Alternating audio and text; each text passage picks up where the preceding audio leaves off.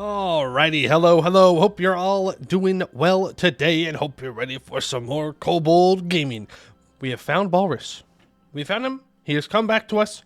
He is sitting in the cave right now and he's telling us what to do. And essentially what he's telling us to do is we have to nerf the clergy a lot. It seems that in his absence, the clergy might have kind of sort of taken advantage of the situation and turned us into a theocracy when that's not really what Balrijin wanted. He wanted everybody to kind of have a say in how things are done. He'd rather have a republic, but the clergy have kind of manipulated things and changed that.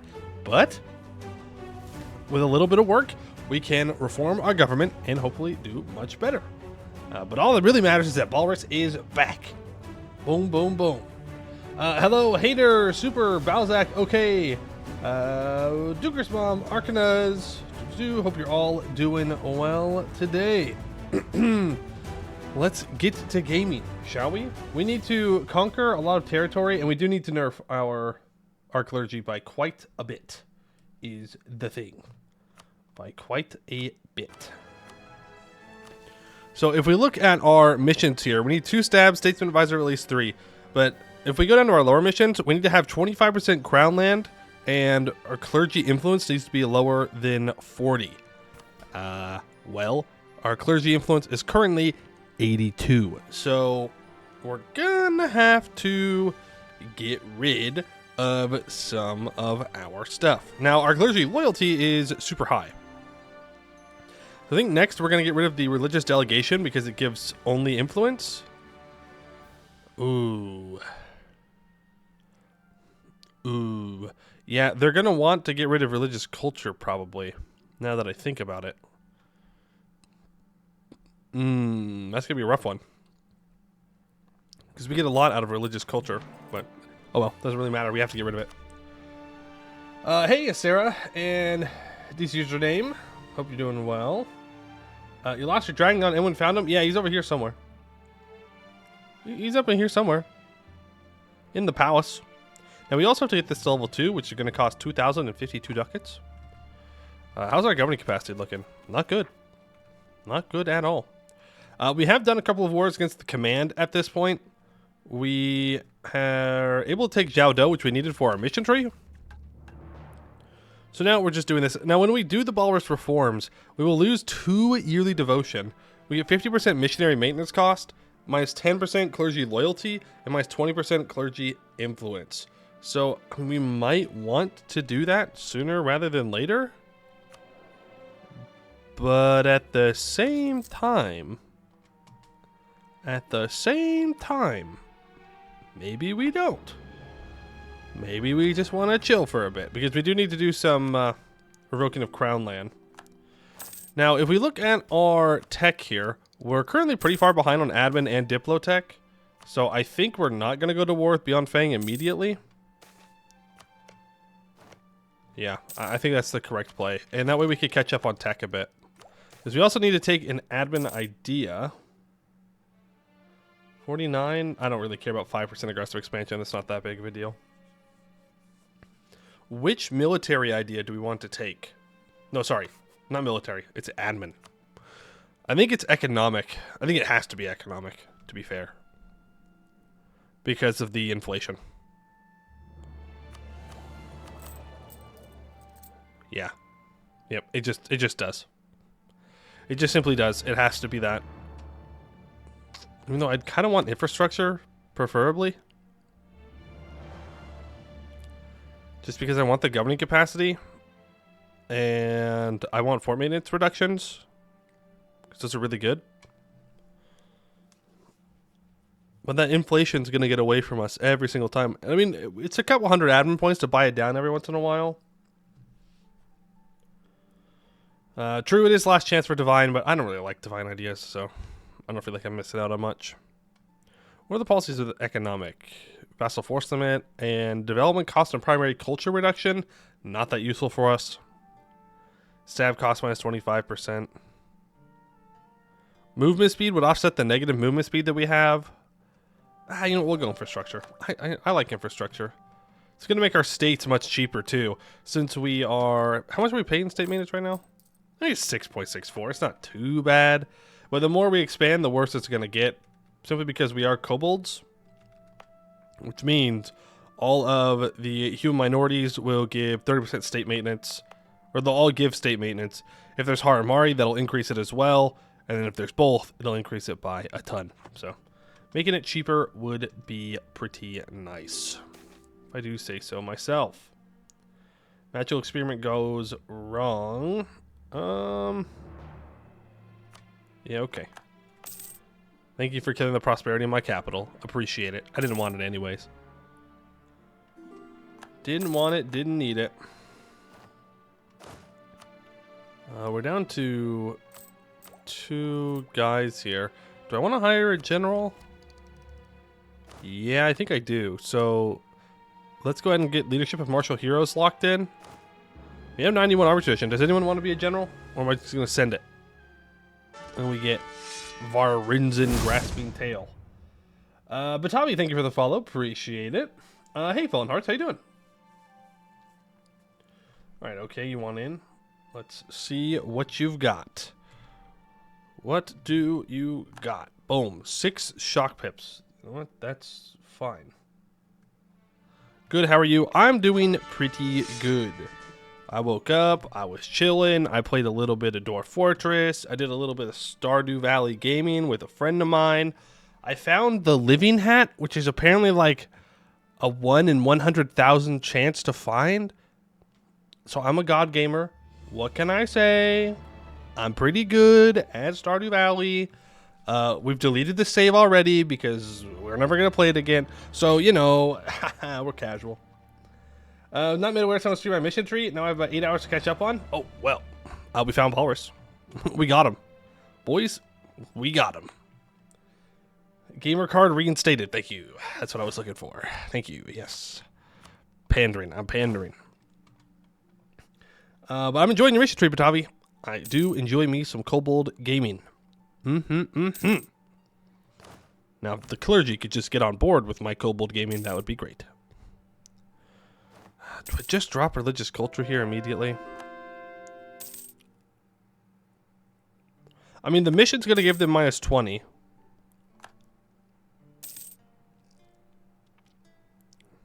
I definitely don't need religious delegation, though, so let's just get rid of it.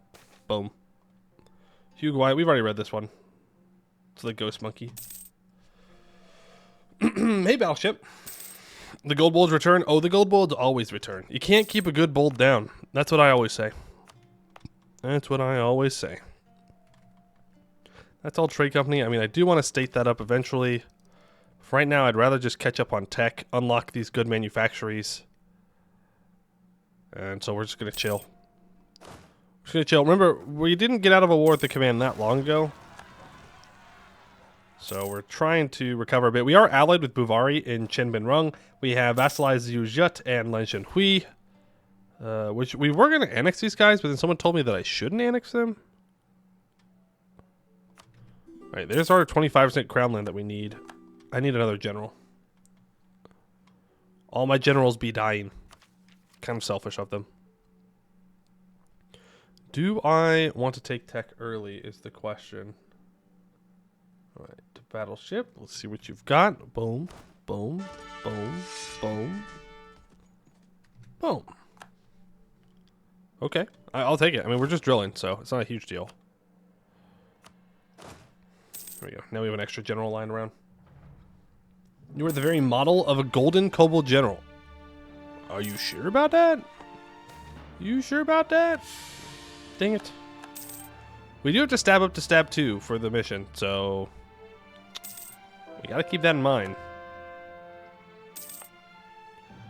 Now, you are not the gold province. You are the gold province. You're Serene Haramari. I could develop this gold mine.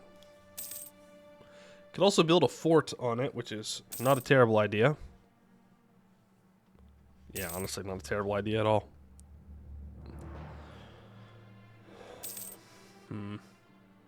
Of information, vegetable, animal, and mineral. Alright, fair enough. Our Master of Mint has died. I kind of want a Master of Mint again. Still trying to get radical reforms here. It'd be pretty nice if I could get that. Just saying. Just saying, game. Just saying. Is our good leader in charge yet? No, we still have our 113 in charge. Oof. Oof. He's got to kick the bucket. We got to get rid of this guy. Go ahead and encourage development here. Here's 10 development.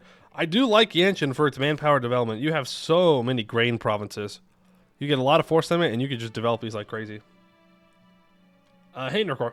Next mission, we need 2 stability and a statesman level 3, but I'm intentionally holding off on it. The last laugh, we've already read that one in this campaign as well. Come on. No. Yay! Get you level 2, and then we're gonna upgrade this with our money. Guys, that's gonna take a while. So I want to get started on it sooner rather than later. Tianlu asked for an alliance. No. It's going to be a solid no for me, dog. Here we go. We might explain, shouldn't we? Someone said I didn't need to, or that I shouldn't. I don't know. It doesn't really matter at the end of the day if I do or not. Unless there's a mission that says that I do need to, and then I'll be very upset. Right, what's our force limit at? We are at 119 at this point. You are allied with just beyond Fang. Okay, there's Diplotech. We can take Miltech here in 2 months. Now, I do want to take Tianlu for myself, the province.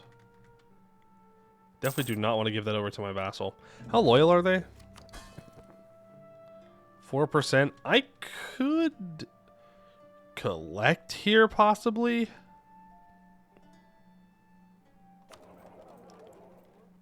Damn, Tianlu has 40% trade power from just 2 provinces. Give it to your vassal? No, I specifically don't want to give it to my vassal. I don't want to give him that province. I want it. We've been going with the defensive troops the whole time, so let's keep doing it. The peaceful faction within our sages is the Kindled Scale, and their defenders are the Sentinels, who lie in wait for the enemy before wrapping themselves in flame for protection and projecting bolts of fire towards their adversaries, their blasts streaking through the smoldering haze of the battlefield. You know, I specifically want this level 3 World Port Yanhe Estuary Tianlu trade post of the treasure fleet and the temple complex. I want those. Hey, Mortals. Praise be Balris. Troop. Praise be to Balris. I thought he was calling me into a war against the command. Not gonna lie. Like, yeah, I'll join you. But as I've said time and time again, I'm not fighting your war. And yes, I know I could turn off the things and then I wouldn't have to join him. But then I wouldn't gain favors with him. I do want the favors. State maintenance minus 33% be nice, but I want these textile manufacturers. Because we have silk and cloth. The clergy loses 10 influence.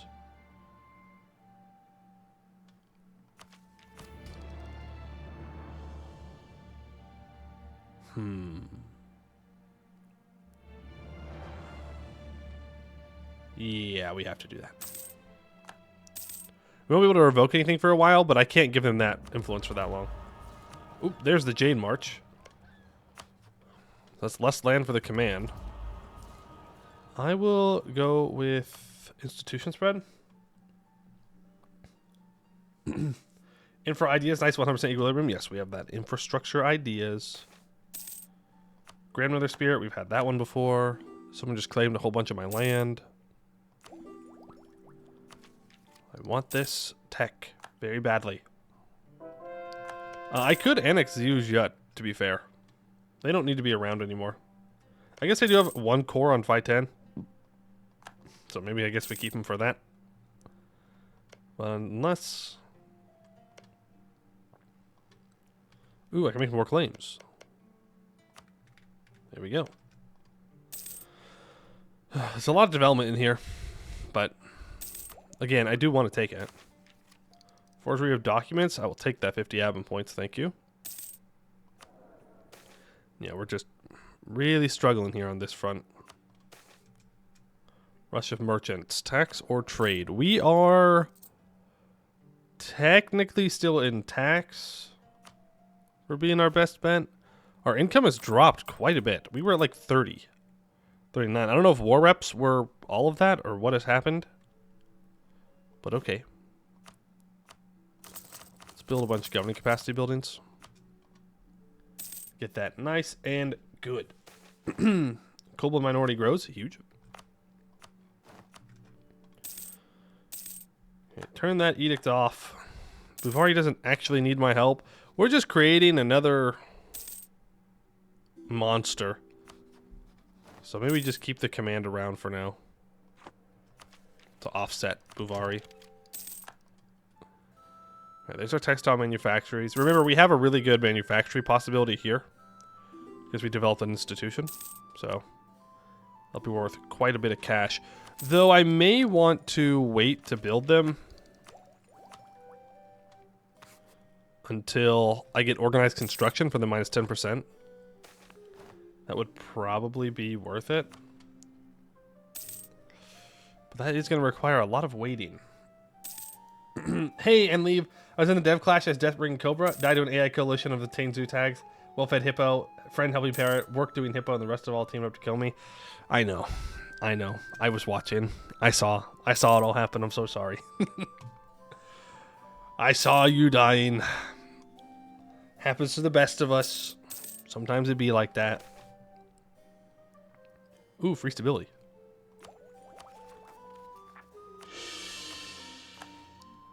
Well, there's 2 stab. Nose itchy. Let's get that statesman level 3. Well, let's find a statesman first.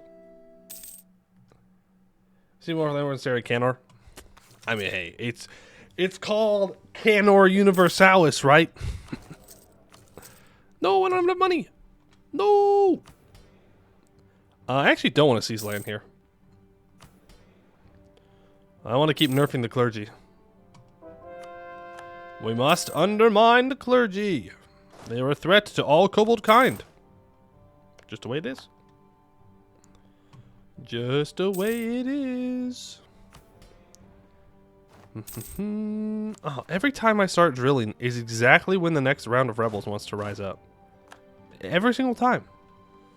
Man can't drill for even 2 seconds. There we go. Deal with them, please. Thank you. Imagine getting killed by a bunch of silly tribes with silly names. That must sting. Yeah, silly tribes with silly names like The Command and Beyond Fang and Nugden Sarai. Those are our tribes. They're with silly names that want to kill us. Yeah, take this. Man, you really feel when you have a bad ruler when it comes to monarch points. You really do. Like, you can't really expand. You kind of just have to sit there and wait. Which is not fun. I don't want to wait. What the heck? Theocracies. Once again, not a fan. Don't like my theocracies. I mean, this one's cool because it gives you special bonuses. So at least it's more interactive. But it doesn't help with the whole seeing the stats part. Baller Trader complains about monarch points came back. Well, he refused to take over himself, so it doesn't even matter. Coward. The dragon is a coward, I'm saying it. 93-year-old kobold unlucky? Not unlucky. Their lifespan's been increased, so they live to like 125 now. They could die, to be fair. The Balrijin reforms. When Balrijin left us, he had made us wise. When he was away, we interpreted his many teachings to the best of our abilities, but now that he has returned, he can once again guide us on the path of enlightenment. Balrijin is discontent with how powerful the clergy has gotten and how our government muddies the purity of his teachings by letting non-clerical sages make spiritual decisions. Wait, okay. He's discontent with how powerful the clergy has gotten, and he's not happy with how the government muddies the purity of his teachings by letting non-clerical sages make spiritual decisions. So, I guess he's just mad that the clergy isn't doing their job. He's mad the clergy is the government and not, you know, the clergy. We're going to lose 1 stab. We get -2 yearly devotion, 50% increase missionary maintenance cost, -10% clergy loyalty, and -20% clergy influence. Which means we can take away another one of these bad boys. And unfortunately, it's going to have to be religious culture. And then... oh, that's good. We did it. We didn't need to get rid of religious culture. We could have gotten rid of oversight. Bah, it's fine. Ooh, my ear is ringing. That's not good. Alright, land owned by the clergy, or land owned by crown at least 23%, and the clergy influence is lower than 40. End of the Sage Era. Balrijin has read up on the various forms of government from our neighbors and has given it his own twist. He now wishes for us to implement a constitution which would transition the realm into a parliamentary republic. Oh no, a parliament? To accomplish this, the old guard clergy needs to be weakened first, and passing the reforms will anger and weaken the clergy even further, but no gold scale can refuse Balrijin. So we become a republic. It is the Golden Republic. Disallows royal marriages. Term duration of 4. Enables merchant republic mechanics. We cannot change our primary culture. 10% production efficiency, +1 merchants, -10% max absolutism, -5% clergy loyalty, -20% clergy influence. Does that mean we're going to lose all of our really good bonuses from being in the clergy?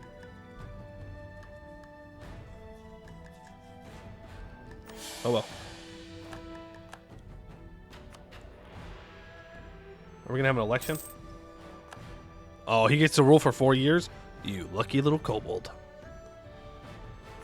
Okay, there's no debate in Parliament. Let's see, what do we want? What do we want? Republican tradition. Yep. That's the only correct decision there. All your reforms are gone? Oh. What? We're back down to level 1? Oof. Oof. It's okay, it doesn't really matter. I'm not that concerned. I mean, it would be nice if we could have gotten back up to the same level on the Republic stuff, but whatever. And next mission needs 4 of them? Huh? Ah, rats. Rats. Court idea time? No, surely not. Just means that we can't have low Republican tradition.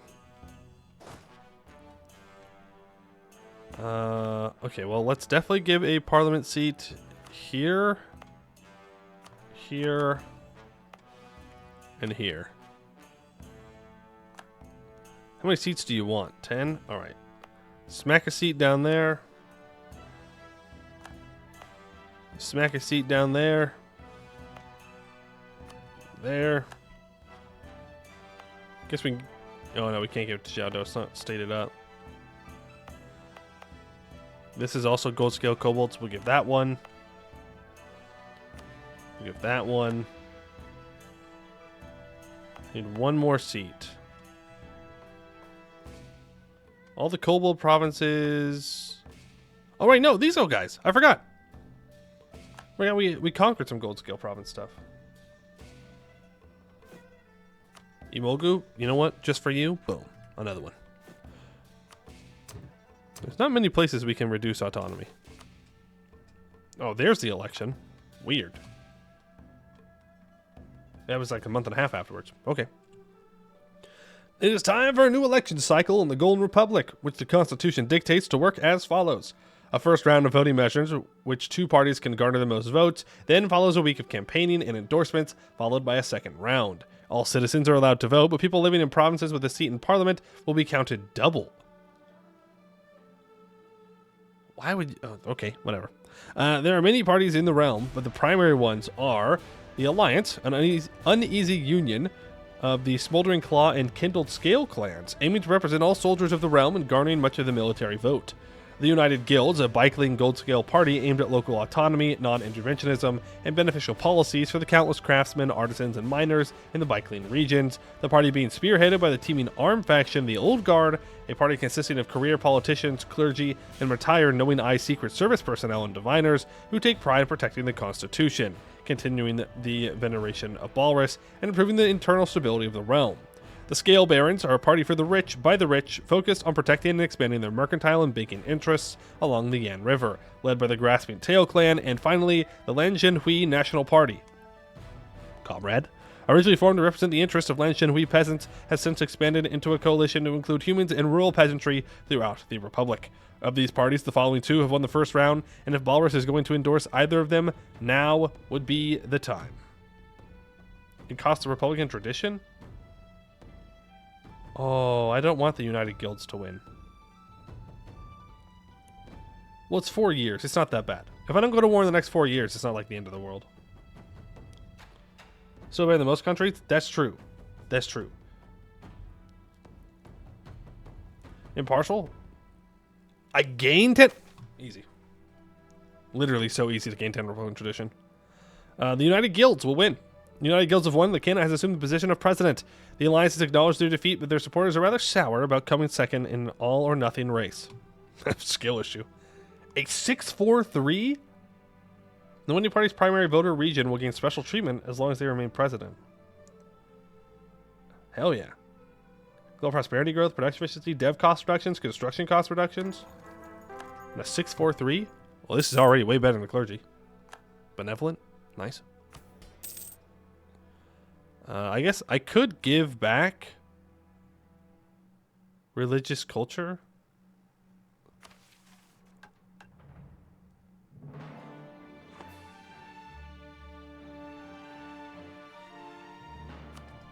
So I'll do so. Yeah. Don't really see a reason why I wouldn't. You want a temple. Lazy merchant. True, I did get another merchant. Start collecting in Tianlu. And you are going to give me your trade power.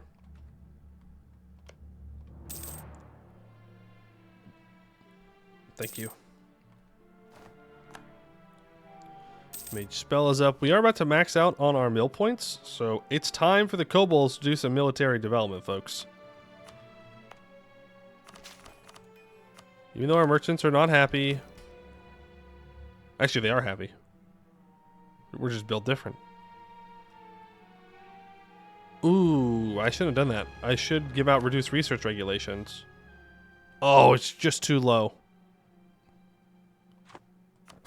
L. It doesn't make them disloyal, though, so I don't really care.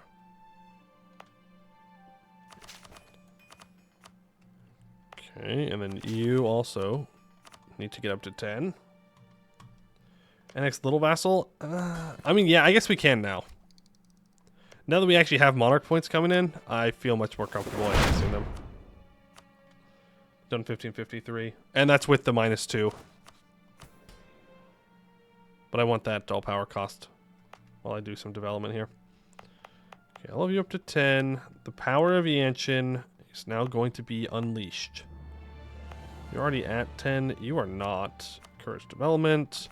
Get you up to 10 mill dev. Don't necessarily want to develop forest while I still have farmlands that I can develop.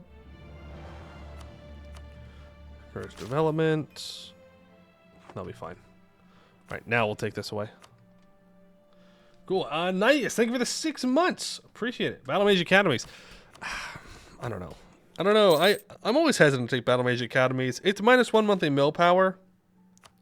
You also get 1% yearly army tradition decay. It takes away 15 army tradition and 5% morale of armies. To be fair, though, maybe we should do it just because they have changed how generals live longer. So maybe it's worth it now to take it, or more worth it. It does also cost crown land, though. Len Shenhui demands say in elections. The people of Len Shenhui are frustrated over their lack of representation in our young Republican system. The Len Shenhui National Party only got a tiny fraction of the votes in the first Golden Republic election, since people can only vote if they have Balrijin citizenship. They claim that with the merged foreign diplomatic stances of our two great nations, they deserve to have a say, as their men will bleed too for the wars we declare. Gold Scale officials laughed at these demands and have been ignoring them since the first election, but now Balrus has stated that he agrees with the demands made by the Lan Shenhui National Party, which has the Lan Shenhui people convinced they will receive representation soon. Yeah, Balrus is definitely right. Like, why? If you want to fully integrate them, then they need to start voting in your elections. Dummies. Kobolds aren't thinking the long term. Good thing we have a dragon here to carry us. Right, Len Shenhui representation. Lose 200 admin points, and they have less than 50% liberty desire. Balrus has said he wishes to see the people of Len Shenhui properly represented in our elections. To fulfill his wish, Len Shenhui nationals will be given the right to vote during elections, and their lands will be allotted parliamentary seats. Let the world know we are fair overlords. Okay, they will get Republican representation until the end of the game with minus 50% liberty desire, and the Lan Shenhui National Party will start running for presidency. Any owned province that is the capital of Lan Shenhui has been improved 15 times. Oh, I have to give them Tianlu? Nuts. Nuts. Apparently I need to develop their very expensive capital. Hey, I'm really regretting telling them to move their capital now. Should have let them keep it in this farmlands. Do that now. I won't be able to finish the war by the time it fires. It'll be alright. I'll just save up monarch points and I'll develop it. They'll get it relatively quickly. I'll just sell it to them and they'll embrace it. How many times has it been developed? I have no idea. Not a single clue. Not a single clue.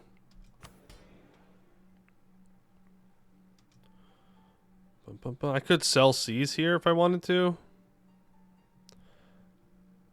Oh, I could sell C's, or I could start trying to save up Crown Land for government reform progress.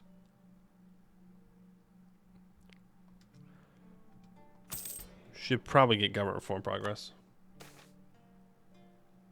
Probably you can check. You can? Where?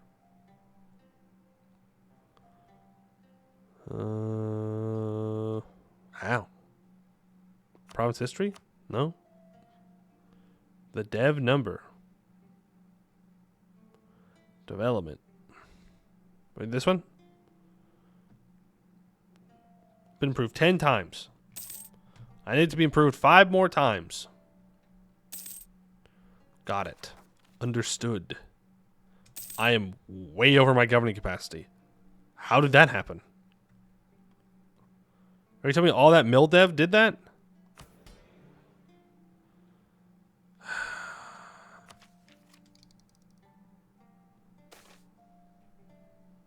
So much for building up Crown Land.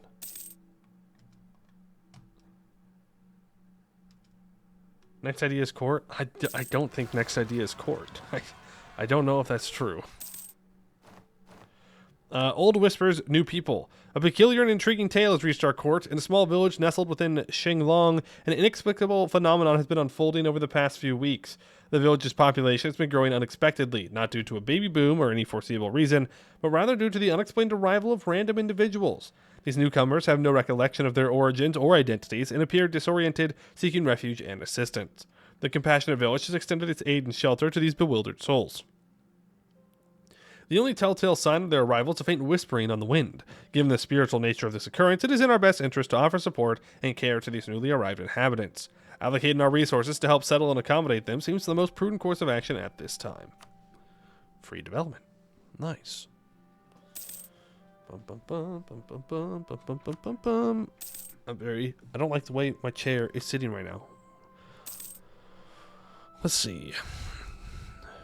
We're at max manpower, right? Yeah, let's go for 10% more goods produced. Meditation through farming. To make more money. Let's give us out. What? You don't think it's normal for people to just appear out of the wind? Come on. Why do you have to be a hater? I don't want to lose 10 Republican tradition. But I also don't want to lose my stuff. And if I can get 10 Republican tradition from every election by just not choosing which one I want to win, that's pretty nice. You want me to make Beyond Fang a subject? Yeah, I don't think so. They're going to hate me forever. Well, there's going to be disloyal.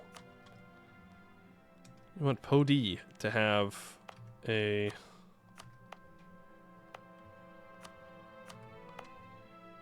thing. Let me get rid of all that. I don't know where Podi is. It's this province. Don't know why you want me to build a marketplace here. It's useless, but okay, game. I will do it because you asked me to. Because I am kind. So I can either wait and get Admin Tech 12. Or I can take this. Get that global trade power. Any other miners with building? No. There's not.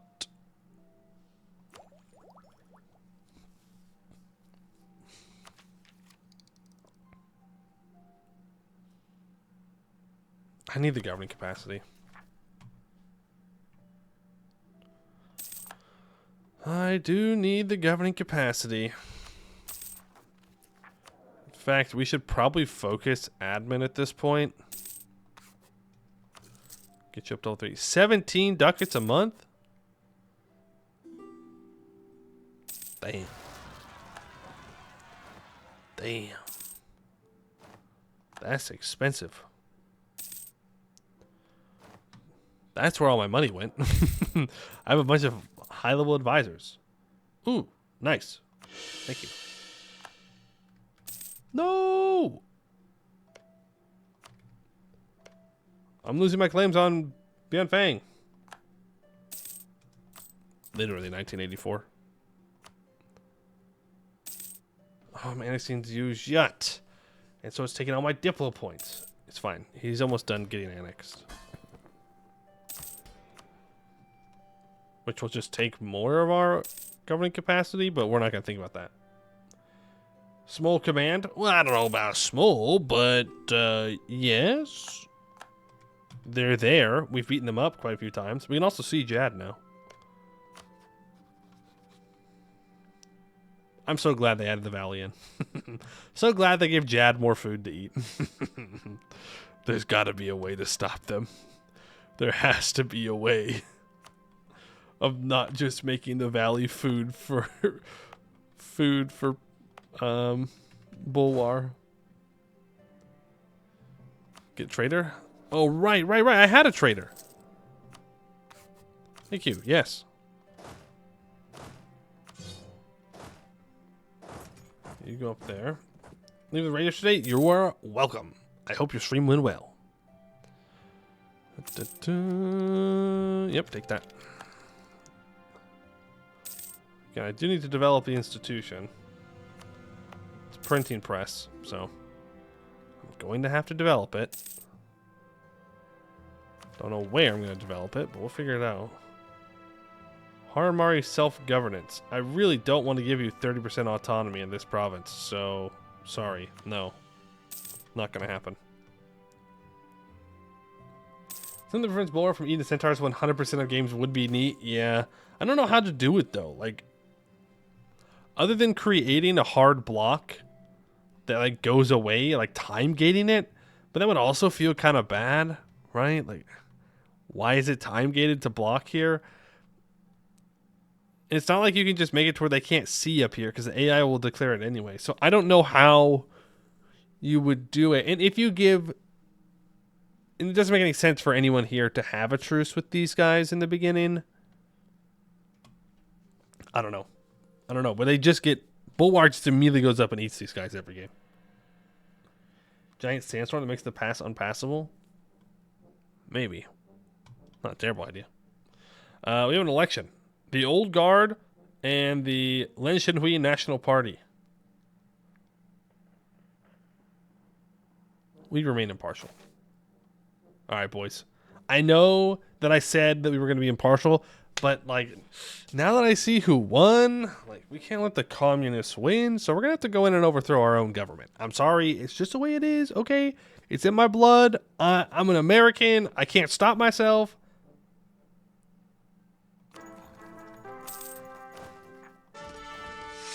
He is righteous, but he is actively terrible. He's actively a 040. Decolonized province in between. Yeah, you could have a decolonized province, but then that would also just feel bad, right? Because like, why is it decolonized? That doesn't make any sense. So I don't know. The command wants to go to war with me apparently, because they keep moving their vassals towards me. Oh nope, Sarasung's up next. I'm not saying you're wrong, by the way, when I say I don't know. I'm just... I don't know.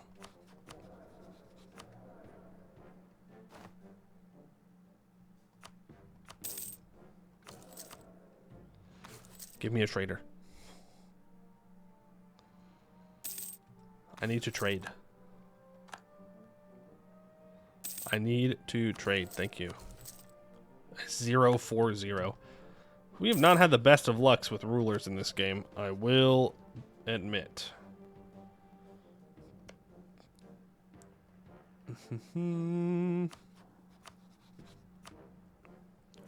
Our Kellen won't join.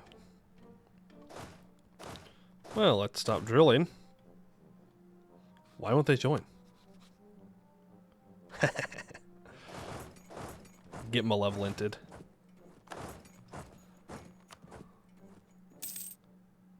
Alright, that's gonna be enough. Declare war for... I'm not gonna wait. For Saishang, Coolidge Rise. Let's go ahead and get them. Okie dokie. Artichoke. My boats? I have boats? I have boats! Okay, look at that. Fancy. From a 113 to a 040. No. We had a like a 643, something like that. So we had a good one. Spoils for the people. Huh. In our past tribal days, we all looted for the clan leader. Those days are past us. Our leaders work for us and us for them. By introducing 2 new distribution systems, we can assure unity and spirit. The first deals with spoils of war. Loot will be counted and fairly distributed among soldiers and fallen families. The second one deals with industry. A certain percentage of all productive surplus will be granted back to the worker as a bonus. Satisfied soldiers and happy workers will ensure a successful country. -2 national unrest, -10% production efficiency, plus 5% morale of armies, -25% available loot.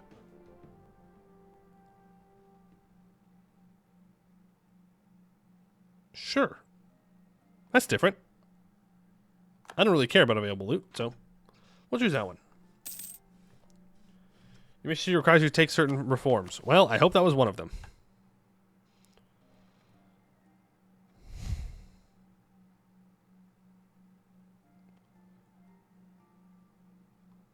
Yep, hope that was one of them.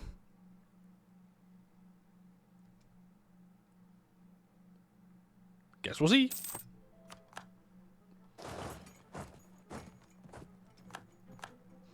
And all of the forts fall at the same time. There we go. Easy peasy, lemon squeezy, no problems. Just need Tianlu to accept that this war is over. And then I'll feed both of these provinces over to my vassal. And we'll be good. Right, you go to Lanshinhui, and you go to Lanshinhui. Thank you. Separate peace out, Tianlu. Yeah, we don't really care about aggressive expansion. It doesn't matter. They're at -1. There we go. It's like you have to give up at some point. Thank you. I need to start building stuff and things. There we go.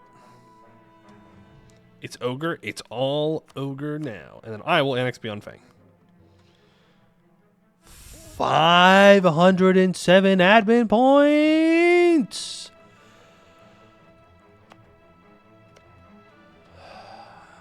Whatever.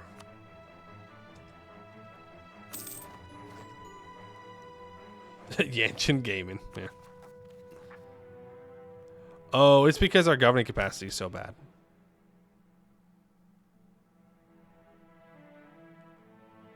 That is one of the reasons. Oh, our merchants are way too strong now. Oh, I didn't even think about that.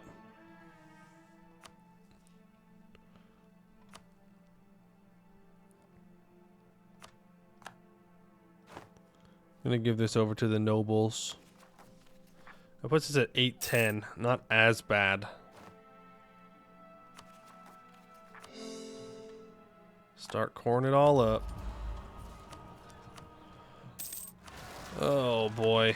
Maybe we shouldn't have declared that war. The treasure fleet seeks iron. The distant lands of the treasure fleet hails from, are known as a land of plenty, with some of the finest cloths, cut gems, and glassware one will see obtainable solely from these vessels. However, one thing they are known to lack is iron, a vital metal for the means of warfare. They have offered a pretty coin for a military stockpile in Zugok. No need to bother the barracks, the mines are plenty. Lose 5 mill points, gain 50 crowns, and a bunch of good stuff.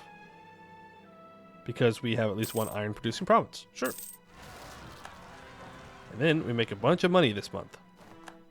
But only this month. There we go. Hit you. Bring you back. You get to drilling so we can hopefully kill that leader. Actually, you guys need to back up into states that are not going to have rebels, preferably, so you don't die when you're drilling. Would appreciate that. Also, someone did mention in chat earlier at the beginning of the stream, big news, Project Caesar, definitely not EU5. Confirmed start date, 13/37. Interesting stuff. I didn't think that they would confirm the start date so early. I don't know what to think about that. All I know is that that's before the Black Death does its big wabam, right? So we're going to start off the game with a certain level of population, and then it's going to tank. It's going to tank. I want that. I want the Inno. Hey, Froyo. Black Death He-Who, yeah. Yeah, that's what they did. The Black Death clicked the He-Who button, and then they won. It was that easy, actually. Agenda of the Diet. You want me to build up a navy?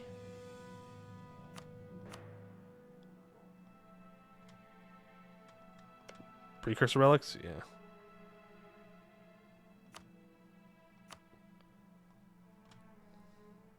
I guess I'm building up my navy. I don't have enough sailors. Core all that up. Now, we are about to max out on our mill points. But if I just throw down a couple points of development here, we should be fine. Not everyone was a big Black Death. Poland was safe. Well, I mean, I wouldn't say it was safe, but it did close off its borders and avoid the brunt of it. So, yes, that doesn't mean it was safe. You could also claim that Milan was safe. Milan didn't get hit by the Black Death so hard. But it definitely wasn't safe. They definitely had a very unique vision of how to deal with the Black Death. I'm not saying they were wrong. But I am saying they were wrong. No, actually, yeah, that is what I was saying.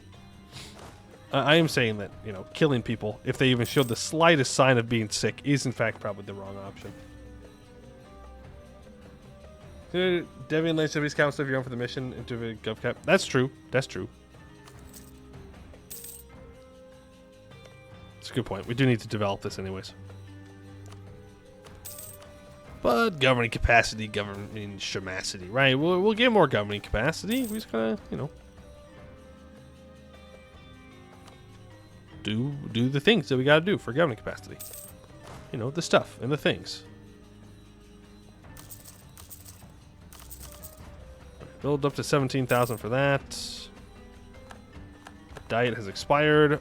Will you? Will we? I don't know how to say that. I'm gonna be honest, I don't even have a clue. Bringer of famine. The province of Corvala has been plunged into a state of famine and distress, as their once thriving crops have inexplicably withered. Their tools have failed and the materials are broken apart. The once fertile soil has transformed into a desolate expanse of sand and ash, devoid of nutrients necessary for sustenance. L. Actual L moment. Too few seats in Parliament.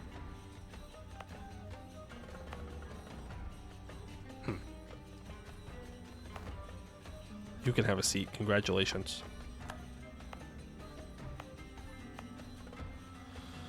Okay. Yep, start coring that up.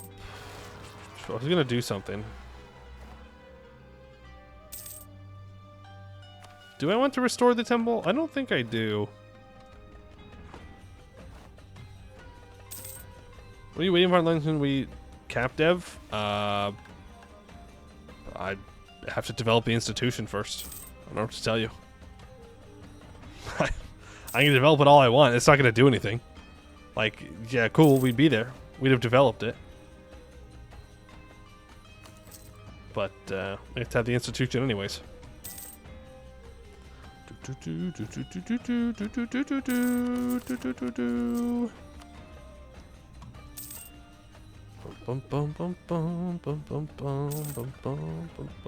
it would make everybody happy, they lost development. 1, 2, 3, 4, 5. There you go. It's developed, guys. We did it. You're still alive? Well, that's good, Amy. I didn't think you were dead, but glad to hear that you're still alive. That's a good thing. Usually considered to be a very good thing. I think we want this reform progress growth. You're also still alive? Whoa. Yo, me too. I'm still alive too, believe it or not. Ooh, actually, I want the admin points. Your corruption, placate the clergy. Don't know if being undead counts. No, being undead definitely does not count as being alive. It's kind of in the name. Undead. Dead. You know? Maybe clerical education. Ooh.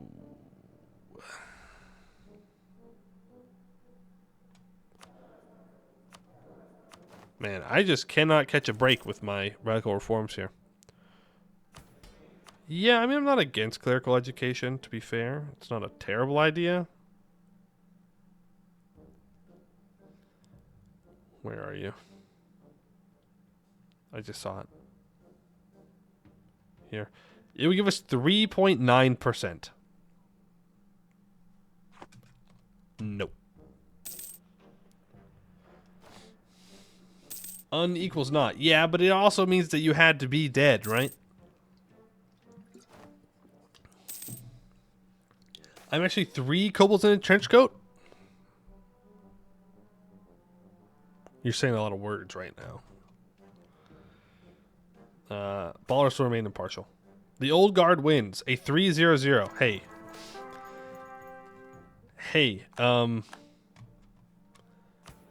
it's all been downhill since the first guy. The first guy was great, and then they've all just been terrible. What are we doing? Why are we voting for these guys? Kind of big though you didn't have it on all game whether you cleared 100% loyalty. Was it? Because I lost all my governing capacity, or all my government reform progress, so it doesn't matter.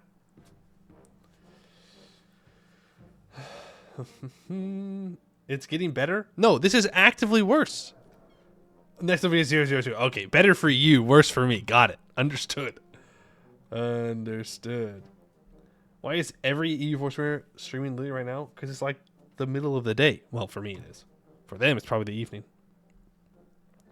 The command dispute. Relations with the command have been our sour ever since we overtook the horned ogres as their neighbor. Border incidents such as orcish plundering along our side of the border, where smugglers who seek to circumvent embargoes have been happening ever since. Dog, we've had like 3 major wars with them, but okay. A true escalation, however, seems to have come from the expedition atop the Jade Mountains. Avalanches caused by our expedition for Balrijin have damaged hobgoblin settlements along the edge of the mountain range, and now relations seem more hostile than ever. With an alliance president at the helm, rhetoric on a potential war against the command has harshened, and war, has become a real possibility, especially after Balrijin said the following on the matter. The humans of Shemakad were far nicer downstairs neighbors than the hobgoblins. They had far better architecture. I wouldn't mind seeing a return of the ruined kingdoms. Let us begin drafting. And he gets plus 10% obsessive. Plus 10% construction cost. Cool. Restore the old order. So I need to cast Scrying on Rivals. And then I can get the Restore Old Order CB on the command. Is that the command? Yes, it is. That's the war. It's the war. And then I need to improve relations with a bunch of people, and then I can get them as vassals, maybe?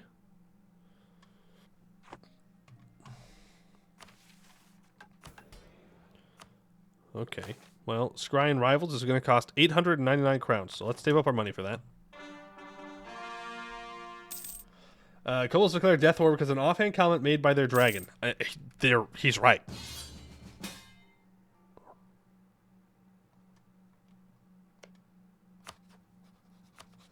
So I definitely don't join, right? I definitely say no here. Like, Buvari, you could have not declared this war. Like, you realize how you've just messed things up so badly? I could have killed the command in one fell swoop. One fell swoop. But here's the thing. If I have Buvari in the war where I kill the command in one fell swoop, it's going to make that war much easier. Homie's at tech 11, and we're at tech 13. I'm going to accept. We'll help him out. No, I'm going to accept it. Yes, it'll give us a longer truce, but, you know, whatever. It'll make my life much easier in the long run.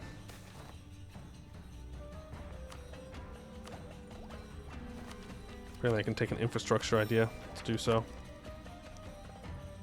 If you bury, you can take off joint offensive wars in my stun from declaring them. Yeah, it's fine. It's fine. That does mean that I can spend my money now, though.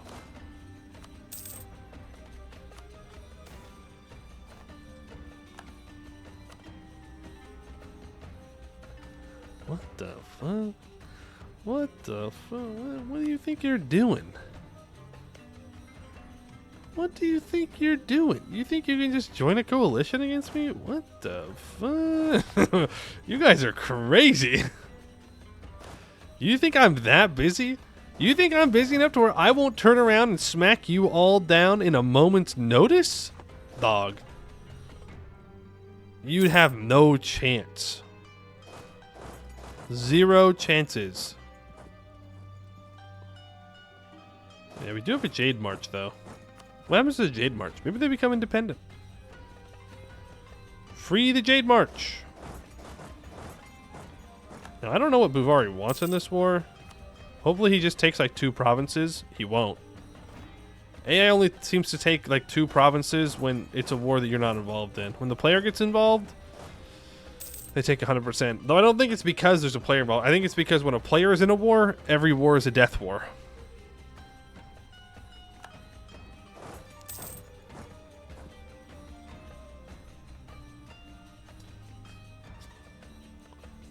Why? Why? Why is your entire army sieging down my land?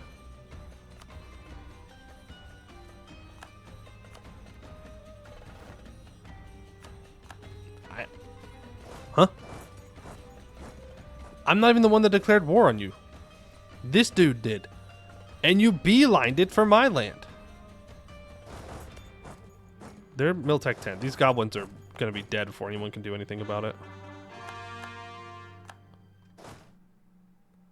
But now I have to fight 82,000 troops because they're all here. What the heck?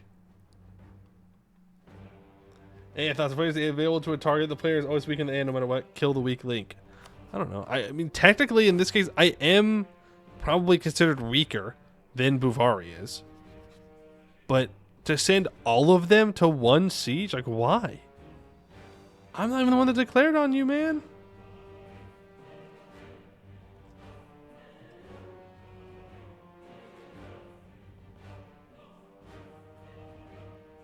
They're that scared of Buvari?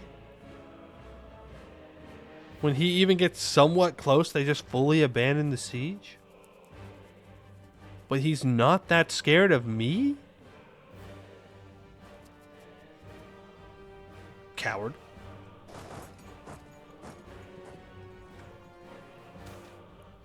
I don't understand. But I'm not here to understand. I'm just here to, you know, conquer things. Do you not have... Oh, you fool. You don't have a fort on your hold. Say goodbye to this hold. Ain't no way you're gonna get away with that. Come on. You gotta do better than that. Always protect your hold. Always, always, always. Then he just turns around and goes and shoots down another one. Okay. Sure. Sure, dog. Whatever you want to do, that's fine.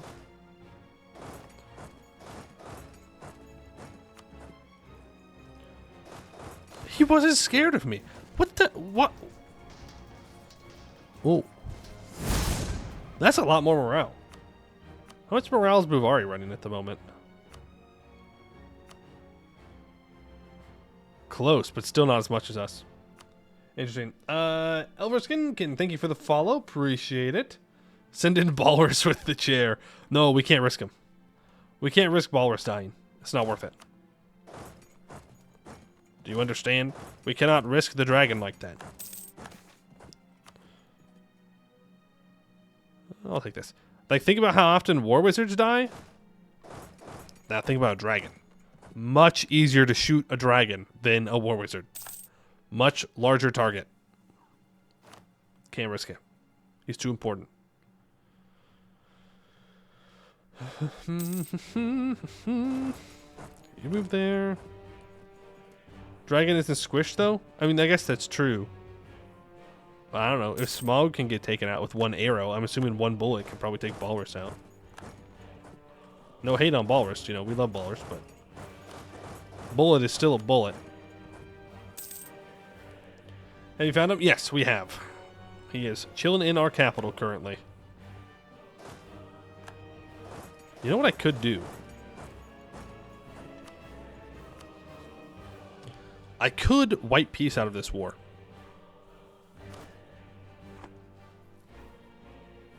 No, I won't. I want Buvari to be on the same truce timer because I want Buvari to come in and kill the command with me.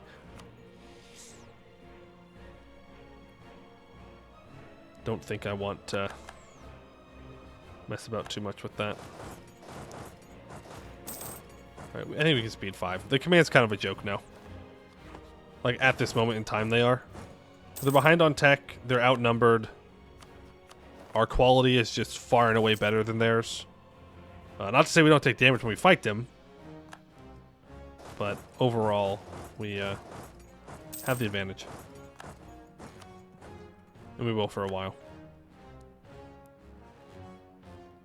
Check your mission. I mean, if he takes stuff up here, then we just fight him. I can't avoid him doing everything.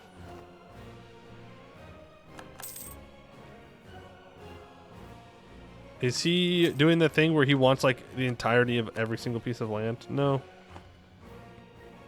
So I can set it as vital interest. I'd have to remove it though eventually. To vassalize the people up here. I'm not too concerned. Maybe I should be though.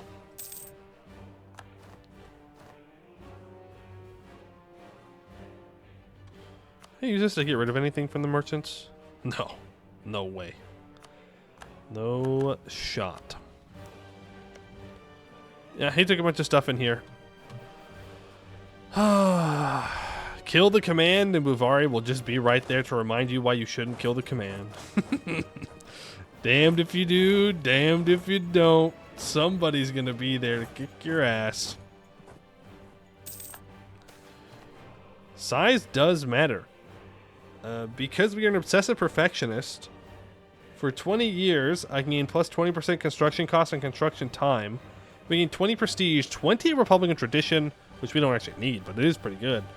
And a very large tolerance increase of ogres. Yeah, no, I don't want to do that. We'll just do the let's stay conservative thing. Does Bavaria have mission tree? No. And when's our truce up? All right, 1576. That was a 15-year truce. 15-year peace deal. Dude, can you just fuck off, man? Like, come on. Don't call me into a war, take land, and be like, oh, you want the same three provinces as me? I'm going to bring my alliance with you. Jerk. Yeah, I'm never going to complete this. I don't know why I thought I was going to be able to, but there's just no way. There just ain't no way.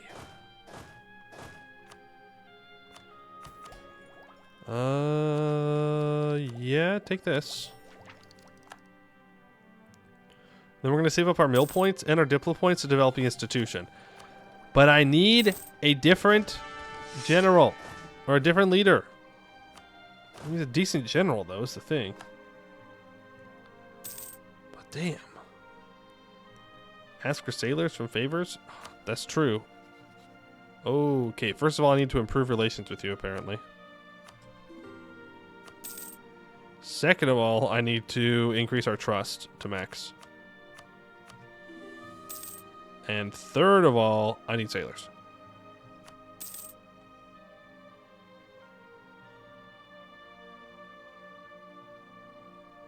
Oh, it's based on our sailors, right. Oh, okay. Alright. It's another boat. Scholars gather at the temple. Throngs of men and women gather in Yanzhong for a great debate has erupted. What started as an impromptu event between three scholars under the eaves of the High Temple in Yanzhong has grown into a conclave that is rapidly drawing independent scholars from across the region into a surprisingly productive debate that has seen several interesting lines of thought of our magistrates, merchants, and tacticians may be able to make use of. Give me the admin points. Take this. Do that. Make me monarch points. Should cast Scry on Rebel mission that gives CB for 250 years. Yes. True. But I'm trying to fix my governing capacity. Which it has actually been fixed.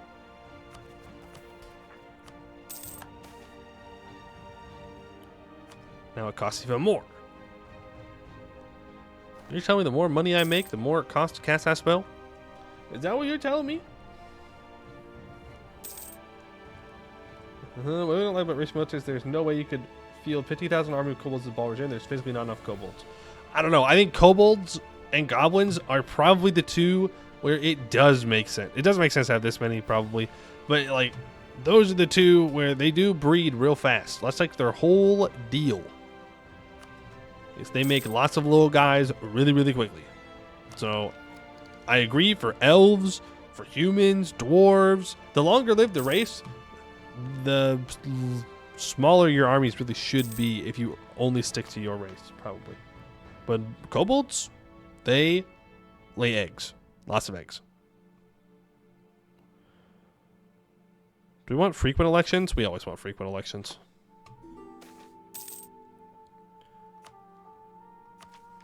We always want frequent elections. What? Hello? Oh. I was given 2 provinces in that war? Nobody told me. 4, maybe 6 provinces of kobolds in all Hellas. Yeah, but kobolds burrow... I don't know. Kobolds are... Hey, look at that. We finally got radical reforms. Again, kobolds are one of the races where I go, yeah, okay. I buy it. Like, I can suspend my disbelief and be like, they can have a larger army than you'd think. They wouldn't be very good at offense, though. They'd be very good at defense. Kobolds are very good at defending themselves. Not necessarily going and taking people out. All right, where is the best place to develop this institution?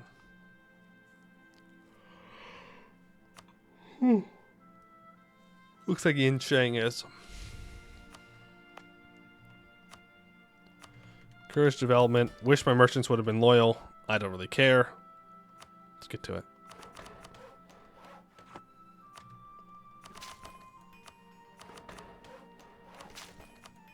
Get you to 30. Boom. There's printing press. And the kindled scale headquarters grows. I didn't realize that development affected that. The headquarters of the Kindle Scale clan have grown considerably over the last few years, has increased its influence both over its surroundings and realm at large. Cool. Remove expand infrastructure. Why? Why would I do that?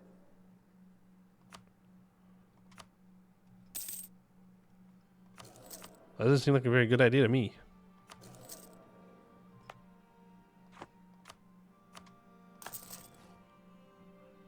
No, wait, cancel that, cancel that, cancel that. Your wife locked you out of the house by accident again? Again? Accident? Again? Interesting. Interesting. I think it's a conspiracy. I think she's locking you out on purpose. That's right. Do I have any evidence for this claim? Nope, not one single bit, but I believe it in my heart of hearts. I don't know what the end goal is either. There doesn't really seem to be a good reason from what you just said. But think about it. Think about it. If I built all the HQs now, you'd think I would have. You'd be wrong. I need to develop this to 10 Diplo Dev. There you go. Boom. Now I need 100 Diplo power. Now we will be able to do so. OK has died. L. L OK. L General. Restore old order. What?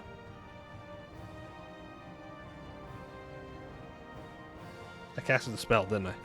Yep, I had already forgotten I cast the spell. Not good.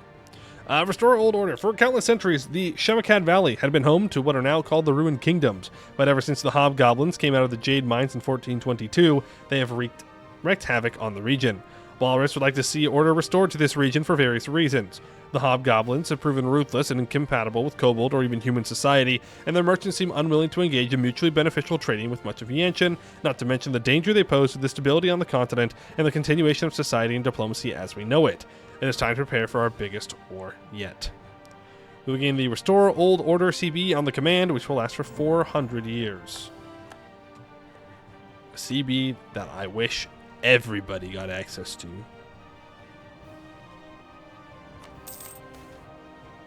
Golden Republic election. We can actually afford to choose which one wins here. I don't actually mind the stab hit to declare war. I don't actually care which one of these wins. Wait, no, I do. Because we got special mission based on who won. So let's choose the Scale Barons in case it gives us another branch. They win. It's a 2-2-1. Damn, dude. These leaders suck. Am I just getting unlucky? Did this mystery get updated? I don't know. I don't know, like, from when. I don't know. I don't know how to reference that. But I don't remember this part. Scale Bank Initiative. With the Scale Baron president for the first time at the helm of our great republic, great economic reforms have been announced. The focus appears to lie on countering inflation and increasing cooperation between banks by creating an overarching supranational bankers union. The party claims this will lead to fairer loans and lower interest rates for the people of both Balrijin and its dependencies. But many fear that such a consolidation is only intended to strengthen the position of the Scale Barons in both politics and the financial sector. The greater good. Until the death of this leader, minus 25% national tax, plus 1 yearly inflation reduction, which is super nice, and minus 25% reduced inflation cost. we obtain new missions. Oh wow, lots of new missions.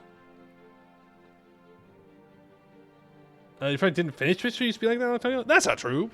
That's not true. We finished mysteries unless we died. But I definitely don't remember this part. Ooh, they want 20 Diplo dev there. Ooh, you want control over monetary policy? Oof. Alright, but I can complete Yanzhong riches. All provinces in the Yanzhong province group are owned by us. Any known country. Oh, they're all dead. So yeah, we already own it all. To the south of our great mountain home lies the Grand River Valley, with the Yanzhong sitting there, poorly defended and incredibly rich. The alliance of cities has long guided merchants away from our lands and into their lap, and who can blame them with markets so perfectly situated? Our burgeoning economy needs those markets for our own. Again, 10 prosperity progress, and 1 base production in the Yanzhong province group. Ah, nuts. They want me to fix the Golden Highway. Nuts. Everybody wants me to finish the Golden Highway. Everybody wants Golden Highway all the time. That's a really good general.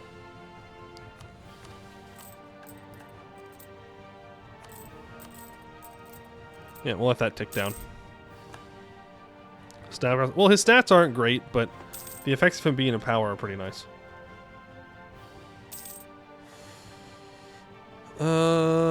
Unassigned merchant. Why? Why?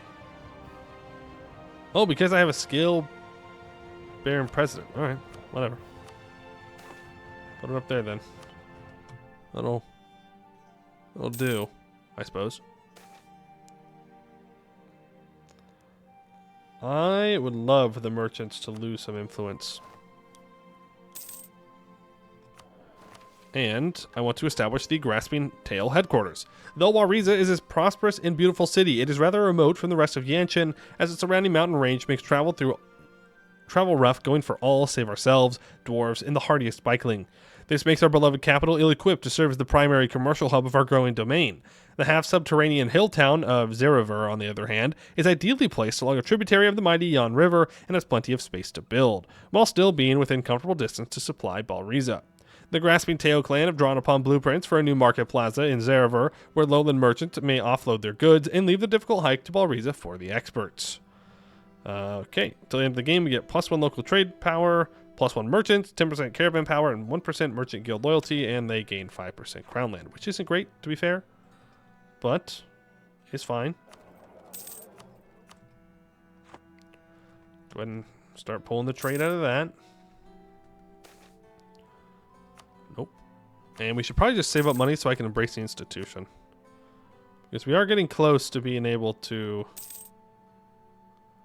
embrace it. Close is a strong word. I don't know if close was actually the correct word, but it was a word. It was one of the words to use. That much I can say is true. Let's keep our autonomy down. Yeah, go ahead and state that. I know it takes us over our governing capacity. I got it. I understand. So let's not actually save money. Instead, we will build that on Beyond Fang. And that there. What is your religion? We are Righteous Path. Which, speaking of, I'm at max manpower. So I can get rid of martial arts for the peasantry. Also, I can get rid of that. We can go back to more goods produced while we're at peace, and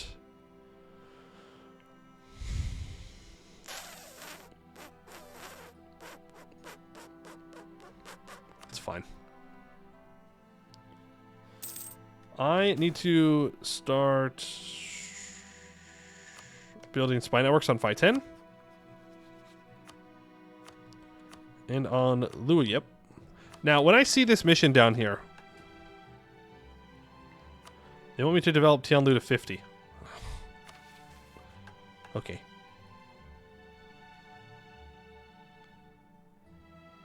That's rough.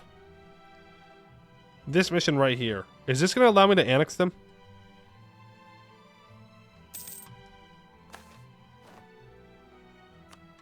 It's fine. Okay. Then I think I just feed Lan Zhenhui all this stuff. and make them core it, right? And then I don't need to. Yeah. Big brain plays. Treasure Fleet competes with local merchants. The visitations of the Treasure Fleet to Zugok are a known phenomena, but with how long the period is between visits, the local merchants often find themselves unprepared for the encounter and commonly end up out-negotiated and competed by the foreign fleet. Humbled and embarrassed, they have petitioned the government to expel the foreign merchants. No. This is what we call a skill issue. How goes Gaston the Priest and not ruling? They're gone. We're now a republic, and let me tell you what, it has not gone well for us. Our first ruler, cracked. Super good. The rest of our rulers, not good. Not good at all. At all. We had a 0-4-0, and then we had a 0-0-3, and now we have a 2-2-1. So maybe we're on the up and up. Maybe we come back. But I need more monarch points. What are you scared of? Get in there. Go. Make expand infrastructure a little bit cheaper. I would really like to get to the state's governing cost reduction. It's going to help us out a bunch. That. Maybe you have your rulers start punching each other again? Yeah, that seemed to work. No, we were punching each other to decide who was going to lead the...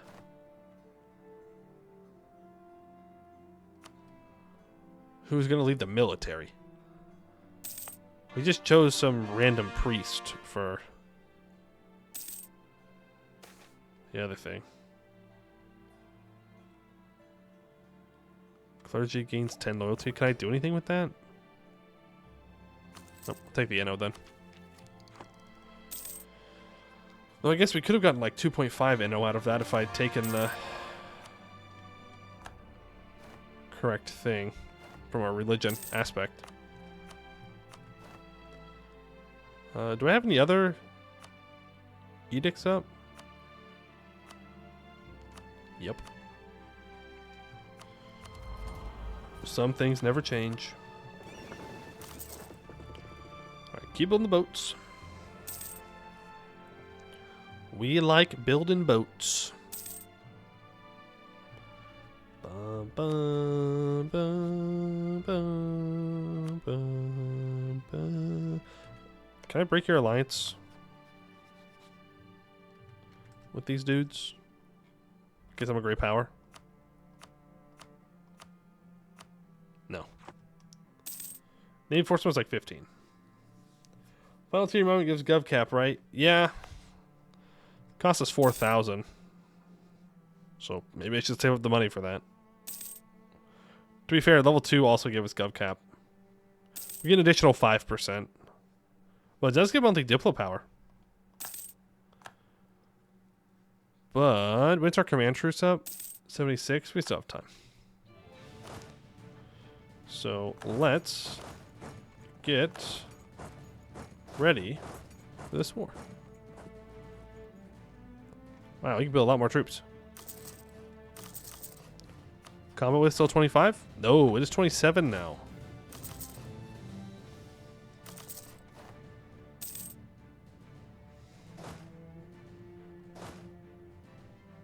Oh, I had already upgraded them to 27. Look at that. Forward thinking. Oh, it's so easy. Song's a banger. I do like it. It is good.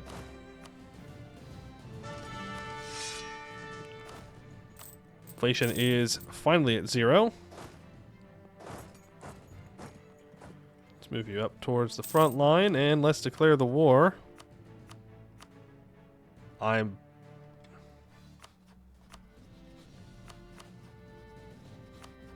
not so sure I really want this guy joining. No, I do want him to join. Let's take 510 proper as the war goal.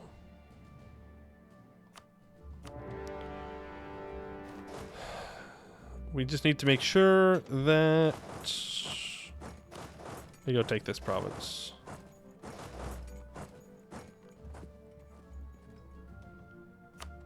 Well, now I'm nervous that he's going to attack this stack. No, he's going north. When are you going to betray the crystal people? Do I... Well, eventually. Eventually. But first, I'll have them fight Arkellen for me, so I don't have to go down there. I mean, what if Bavik... What if making Bavik bigger makes it harder to flip to City Goblin? It shouldn't, because it's based on development, not necessarily the number of provinces. So sure, if you have a bunch of high-dev provinces everywhere else, then yeah, that'll make it more difficult. But it's not too difficult to manipulate that with stating and unstating things. It guess it just depends on if you want to do that or not. Just depends. Why are you up here? I called you in this war so you could take out... Why is the AI like this? I don't understand.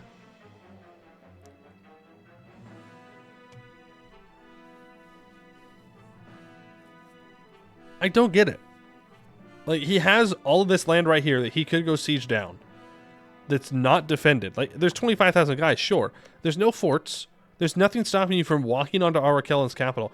And he walks every single one of his troops up north? Why?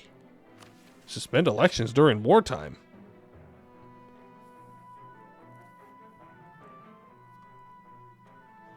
Whatever. The carvings of the ancestors. The monkey? High temples generally abound with embellishments in the form of murals, each narrating its unique tale. While certain paintings find clear and easily interpretable explanations, others remain enigmatic, defying decipherment. Among those enigmatic artworks, one holds the center stage in an impassioned discourse. What is the nature of this creature? The majority of onlookers and scholars perceive it as a simian entity, yet an assertive faction contends that it is, in fact, a goblin. The debate has now escalated to a point where these groups have taken to labeling each other as ape lovers and goblin groupies. At this juncture, our sovereign's intervention is sought to adjudicate and ascertain the true subject of the depiction. It's neither, you buffoons. Get your eyes checked. Loses stability. No, I'll get the admin power. He's a goblin, for sure. 100% a goblin. For real, for real. I can't believe you would think it was a monkey. That's crazy. That's crazy that you would ever think it was a monkey. But we have completed another national idea. Works of golden scales. Let's face it, we just can't compete. Try and sell a cloak. They sell a cloak with gold trim. Invent a new gizmo. They'll make the same thing but shinier. How are we supposed to outproduce these lizards when they've got gold falling off their bodies? A very frustrated gnome learning why gold scales dominate the Yanshin luxury market. L gnomes.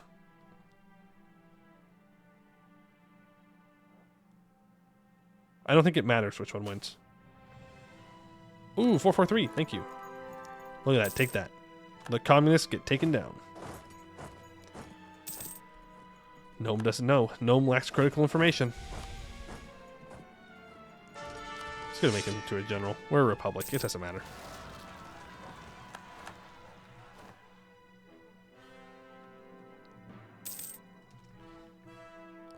They converted Zhao Do to Godlost that quickly?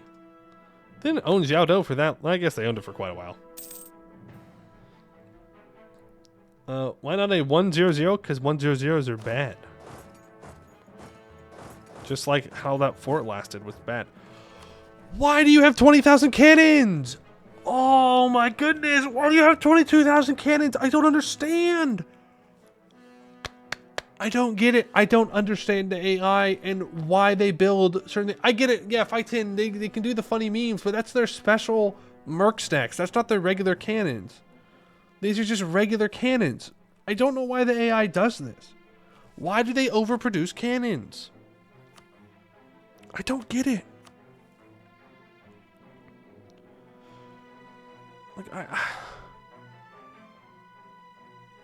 Like Rajahaga has 38,000 infantry, 10,000 cavalry, and 33,000 cannons for 81,000 troops, which is fine. Like that's a death stack, right? You can put all of those together.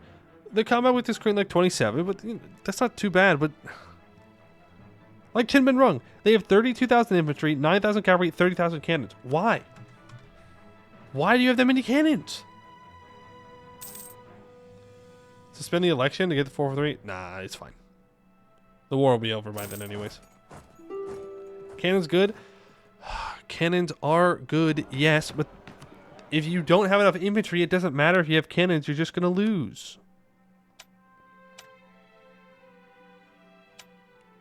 I hope they fix that in EU5. Or not fix it, but I hope that it's different enough to where the AI can recognize how to build stacks efficiently. Or at least somewhat good. Kanzad disagrees? Okay, come on. Abdel Kanzad is not the same as everybody else.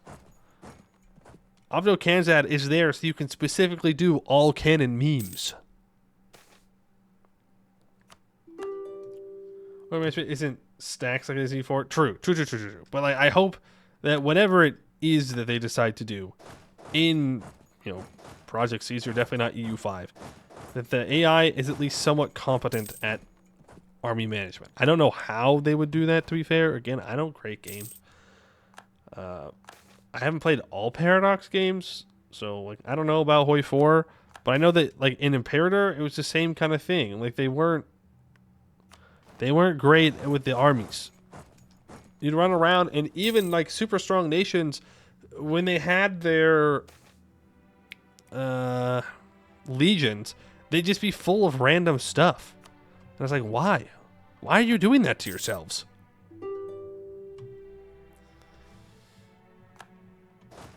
I don't get it. Stacks are bad, fronts are bad, you just can't win. War is bad. I don't know what to tell you. It's just historically accurate. Alright, let's sell you the... Okay, I'm just gonna... Here. I'll pay for it. That's fine. You just need to get the institution. The current of pick 1-3 cancer troops and that's it. Yeah. CK3 armies are good. I mean...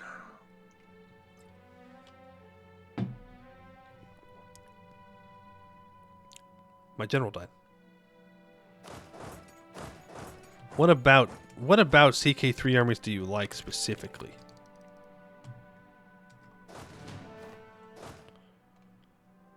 Oh, nuts. I have to transfer this all over to my vassal. Wait, I can shift. I can shift to do it, right?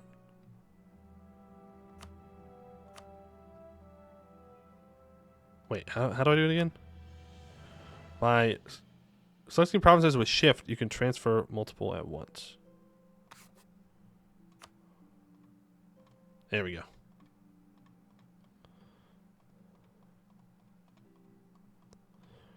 Bum bum bum bum bum bum bum bum bum bum bum bum bum bum bum bum bum bum bum bum. I missed a couple of them.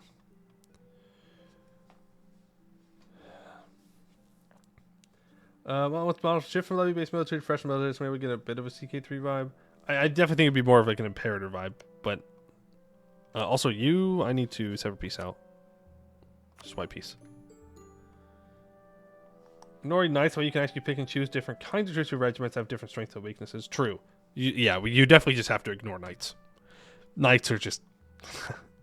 If you think CK3 is hard, I'll give you a tip. Just build knight effectiveness, and you will win. You will win. You will win. That's just kind of how it works. All you need is knight effectiveness.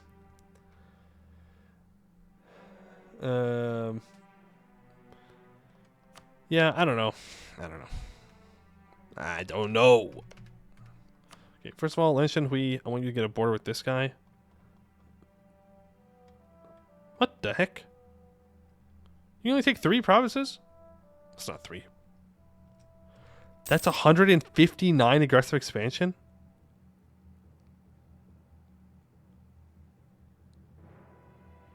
What? In what universe? Oh, GovCap. True. How do I check my vassal's GovCap?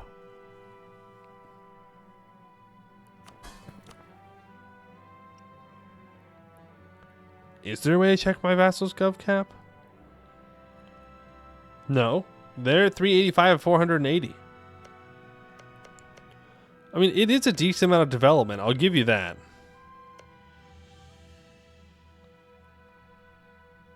But still, that's insane. I don't care, but that's insane. Yeah, nobody else actually cared. It was just a lot for Fight 10, I guess. I don't know.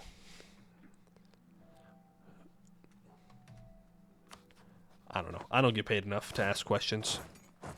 I love that line. I don't get paid enough to ask questions. I just show up, do my job, go home. That's it. Merchants are not happy with me. They still want me to build my navy. No, I'm trying, okay? Like, Imperator, I like the way that Imperator does do levies into professional armies. I think that's cool. I think it could work for something in the U5. One big caveat, though, is that the AI did not use legions well. They just didn't. The Legion would have like 2 elephants, 3 heavy infantry, 4 light horsemen, 3 heavy cavalry, and you're like, what are you doing? Like, literally, what are you doing? The entire benefit of the legions was that you get to choose your troops, and then you lose all benefit of having the same kind of troop. I don't know. Maybe I'm expecting too much. Oh, but yippee. More government capacity for me.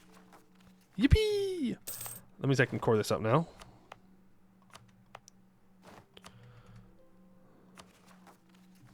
Well, I don't have any admin, but I could. I could hypothetically do it.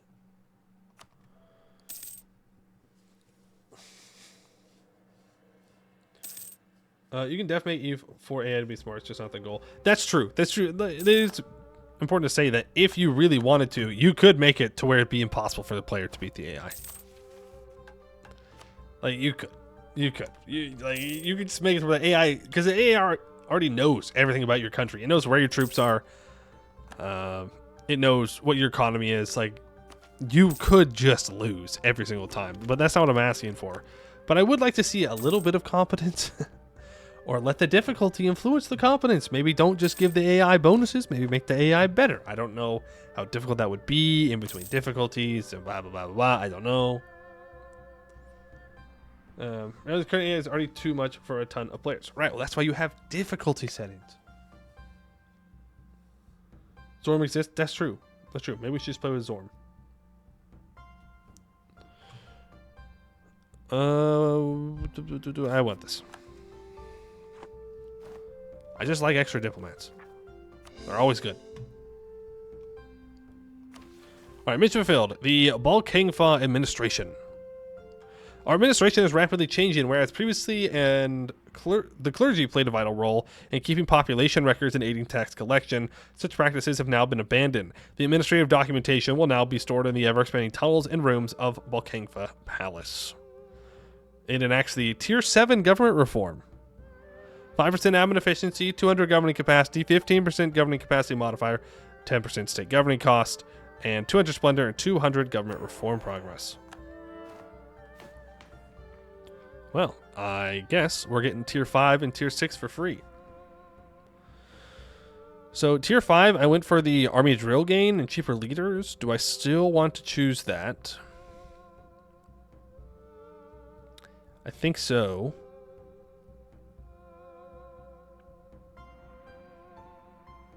Yeah. War games and then Tier 6.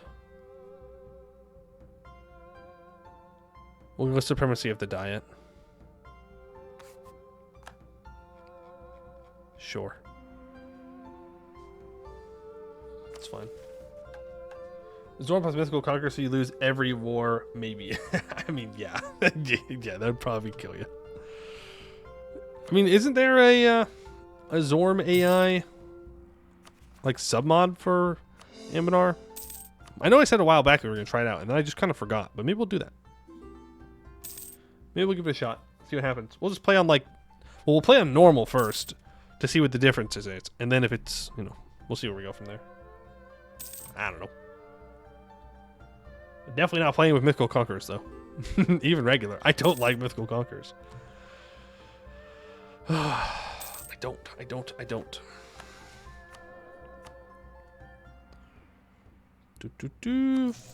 That's fine. Alright, so we have governing capacity now. Yippee. That's great. Core up.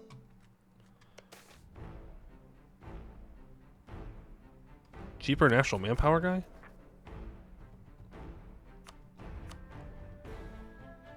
Ooh, look at that dude. Look at that dude. He's so good. Now we're just looking for other cheaper advisors. Too many liberties. I agree. The people have had it too good for too long. Not sure exactly why, but I agree. Right, we have 4 full stacks of troops. I'm going to start building more cannons, I think.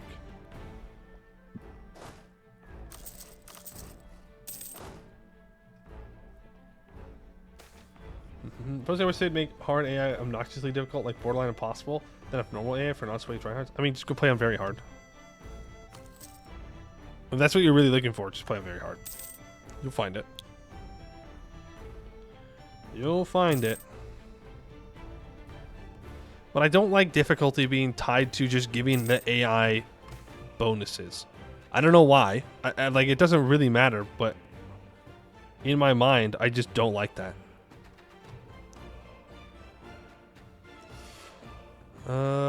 When's our truce up with the command? 76? Yeah, okay. We need the old guard to win again.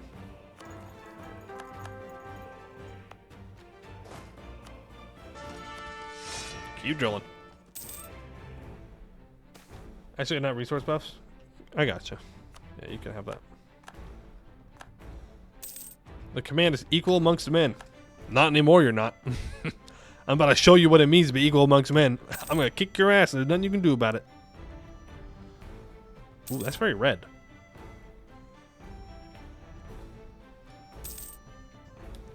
Issue with AI, hard AI is it makes all AI better. Rather than making AI versus AI wars a slog and painful for themselves, they should just make select few AI much stronger so that you can final boss again.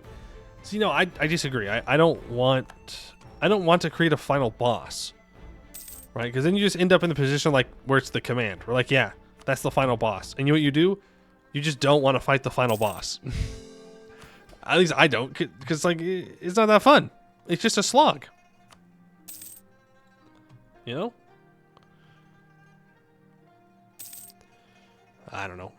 But I think a lot of it also comes down to the perspective that at least I'm coming from is from EU4. And since the point of EU4 is to blob, oh god, speaking of blobbing, Lake Fed.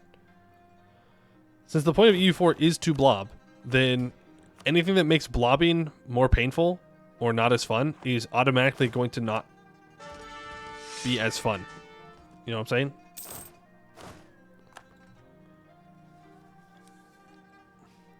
EU4 aggressive blobbing is better play. But it doesn't make better play for... It doesn't make the... I don't know. It's just... I don't know how to explain it. I don't know. There's a lot of mechanics in EU4 that when they combine together kind of undermines the purpose of the game, which in my opinion is map painting. Like that is the purpose of EU4. I have to say I don't enjoy the game. I mean, obviously I enjoy the game. I play the game every damn day. Every day. I spent like 83 hours on one single run. Of course I enjoy the game. I don't know. Maybe I should just consolidate my thoughts and think a little bit. Ooh, I can rebuild the Golden Highway. Upper engine. Boom. Do it. Give it my last concern because the command emails collapsed so long ago there wasn't really tax to spit out. Yeah. Happens. Ooh, I get up to my naval force limit. Huge. I think it's going to be too late, but... I'll try. Alright, stop drilling. It's time to fight the command. Definitely don't want less movement speed. Thank you, though. Look at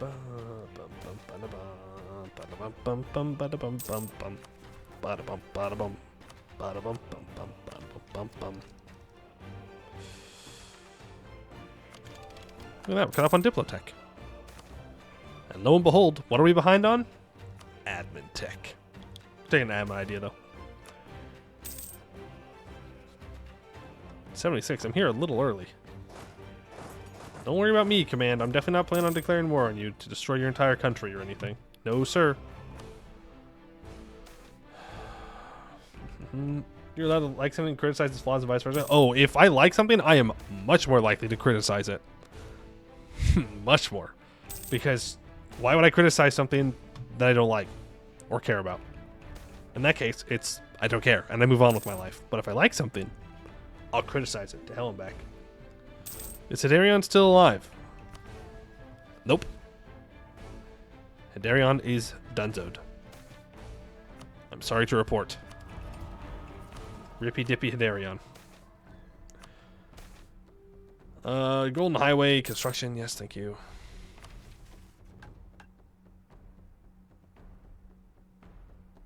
Build that one too. We know that we need them. We know that we need the Golden Highway, so we might as well just spend the admin points and get it over with. You're a natural-born hater. Criticizing things I don't like is one of my favorite activities. I mean, hey, to each their own. I've only got so much processing power in the old brain, and if I don't care about something, it's not up there. Not my problem. Hedarion is who dead. Damn, got him. Skimming stones. The Mutti Jissi, a small hamlet, finds itself facing a peculiar and mysterious series of events. People are being randomly struck by little pebbles, yet no one has witnessed anyone throwing them. While these attacks haven't resulted in fatalities, they have engendered a pervasive sense of paranoia among the local populace, disrupting their daily activities. After dismissing the possibility of mischievous children being behind these incidents, the local magistrate suspects the involvement of a taunting spirit, one that might be shapeless, skilled at concealment, or even embodied within the stones themselves. The magistrate seeks permission to gather these stones and relocate them to a secure place, hoping this action might put an end to the attacks.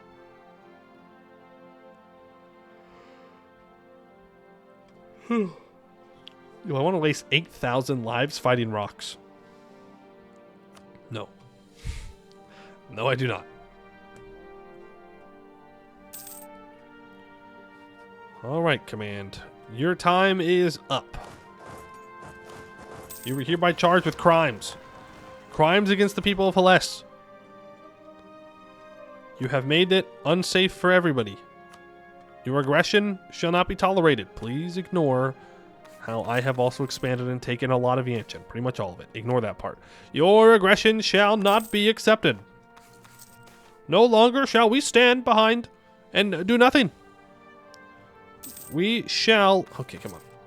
We shall free Rahin from your grasp.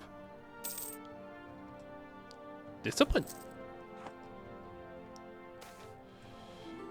Top 3 groceries? Like places you buy them, like grocery stores, or like just food? Like food?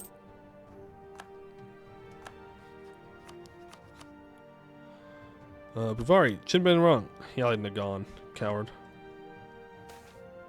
Top 3 things to buy at a grocery store? Number 1, ice cream. Number 2, vegetables. All of them. In general, I like vegetables. Number 3, bread. That's a good one. Can't forget the bread. But definitely vegetables, and definitely ice cream. Probably rejects water. I drink water out of the tap. Like, what? I know I said I live in the United States. I didn't say I live in Flint, Michigan. I get water from the water faucet. Is that full of lead? No. No. I live on the West Coast, dog. Remember? West Coast. There's like barely anything old here. Well, there was at one point. Kind of all disappeared, you know. But, you know, a lot of things on the West Coast are built relatively recently. Plus, a little bit of lead never hurt anybody. The Romans drank lead, and they were fine. For a while.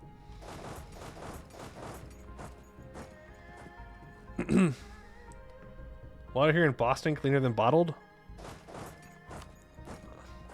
I don't know about that one. I'm not saying you're wrong, by the way. I have no idea. I've never even been to Boston, but I don't know. Usually when I taste city water, it's pretty bad. It's pretty bad. Like when I go to LA to visit family, their water is abysmal and should be a crime. Should be a crime how much chemicals you can taste in that water. Should not be legal whatsoever. Some pizzerias import New York City water because they say it makes the pizza better. There's no way that's not copium. There's no way. It's water. Water is water. What do they mean by that? Never heard of Boston. I said I've never been to Boston. Been to Boston. Of course I've heard of Boston. Yes, I know about the place called Boston, Massachusetts. I understand. I played Fallout 4. I'm kidding. Water is so hard that it forms a thick mineral crust that helps reduce the leadage. It's funny. As an Eastern European, never drink tap water. That's fair. It's not safe to drink tap water everywhere. Not a good idea to drink tap water everywhere. Where I'm at is fine. I think. To be fair, I'm not dead yet, so it's gotta be like somewhat fine. Ooh, all power cost. If I'm still breathing, then it's fine. Boston? Oh, you mean the British city? Funny joke. Last I checked, the British didn't own it anymore. El Bozos. Just more evidence. The United States is better than Britain. Sorry. Just the way it is. I would like the Alliance to win this. The Bulwark of... Okay.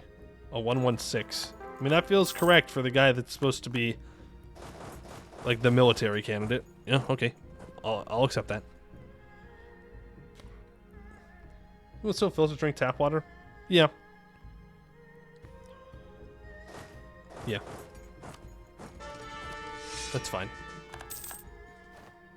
And even though it makes me so mad, I understand that people need to put water into like water filters that you put in the fridge. I get it. I understand. Some places you got to do that. Just feels so bad though. You get your water out of the tap and then you put it into another container that you then put into the fridge, which is just a bigger container, just so that way you can take it out and put it into a different container, a cup later on. Ooh, that's a lot of work, dog. That's a lot. I'm just saying. I'm just gonna need a 100% war score for this. Yeah. That's fair. See, this time he went straight for Bouvari and not for me, which, you know, it's great. But I still don't understand why. Like, it seems so random. I know it's not random. The AI is not going to do something random, but I don't understand. And that's very frustrating. Economical matters. We embrace economic theory. Unless... Maybe we can see the missions now that require which ones we need to own. Monetary policy. Chatzin needs a marketplace? Okay. Trade power, okay. I'm not seeing anything that requires us to have a certain amount of stuff. So I'm just gonna go with the one that reduces our inflation so I don't have to worry about it ever again. Ta-da!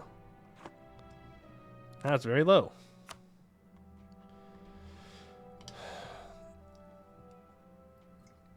Americans don't know all their stadiums are stolen from Europe. That's not true.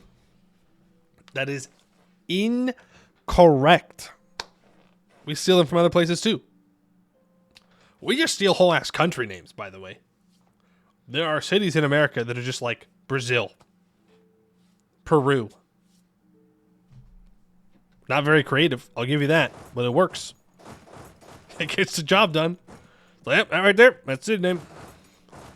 That sure is a city now. We're very creative here. Yeah, I'll take this Tech 15 early, actually. Then I'll get a recovery tick. And now I have a crazy advantage over the command.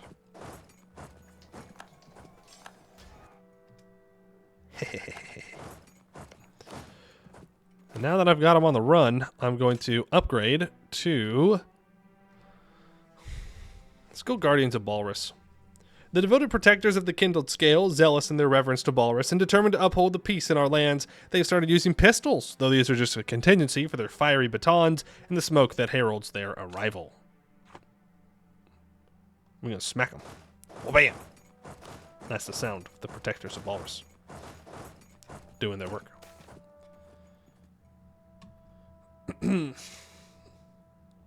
Memphis, Tennessee. No, that's original. I don't know what you mean. There's no other place called Memphis. That'd be crazy. That'd be crazy. Generic culture is being most generic culture in the world, or they're the 0.0 in culture system of coordinates. I don't know. I mean, in general, sure, yeah. I don't know. That still seems like an oversimplification. Because it also depends on which part you're talking about. Like, culturally, the West Coast is very different from the East Coast. And, you know, like if you compare the cultures of the Southwest with the Northeast, like, it's very different, obviously. Just due to the groups of people that immigrated there and the blendings of indigenous cultures that were there. So it only seems like it's America's biggest culture explorer worldwide. Yeah, like there are differences for sure. And I think it's a bit of an oversimplification to say that, you know, it's like, oh, it's just so default. It's so default because that's the way it's been built up to be, is to be considered the default. Americans don't export culture, we import it. It's not true. It's not true. I hate to tell you this. It's really not true. America won the Civ 6 culture victory. I don't know what to tell you. I'm not saying that means everybody is American around the world. That's stupid. But yeah, people watch American movies. Our style does. That doesn't mean that, you know, it gets rid of all of the other cultures around the world. That would be a ridiculous statement to make and would be incorrect. But like American culture is very significant because of how things developed in the 20th century. We take everyone else undesirables. Okay, well, don't like that. And then we keep them, and with the culture, it was our culture the whole time. That's, I mean, it's a bit of an oversimplification of how it works, but yeah, no, it's still an oversimplification, actually. It's just not true. Just not true. And also, I hate to tell you this, the idea of America taking in quote-unquote undesirables is also, for the most part, not true. Sorry. Especially modern immigration policies that definitely focus more on skilled labor and highly educated individuals have a higher quota of getting into the country, and blah, blah, blah, blah, blah. That's a lot of thinking to do. But we're also playing EU4 at the same time. I want the admin points. Okay. Nobody wants the admin points, apparently. Damn. Damn, damn, damn. There we go. America takes in lottery winners and other people's smart people. Yeah, that's the point. We kind of siphon off the smart peoples because we can. Well, I mean, it's a bit more complicated than that, but because we can, and people want to do that. And then there's also the exportation of the like idealized version of America, right? You know, like when people immigrate, they're like, oh, you know, I thought America was like the best place in the world and everyone owned giant homes and was perfect and it was happy and stuff. Like, that's absolutely an intentional, it was a design choice. That's what I almost said. It's a design choice. Yeah, we designed that. Funny, funny, funny. All right, are we ready to kill the command, though? I'm ready to kill the command. Ba-ding! Restoration of old order. The command has fallen at our claw. Now the ruined kingdoms will be reborn in the Shamakad Valley. All hobgoblin subjects will become independent. Release Seer, Gatask, and Kadishrapur as independent state.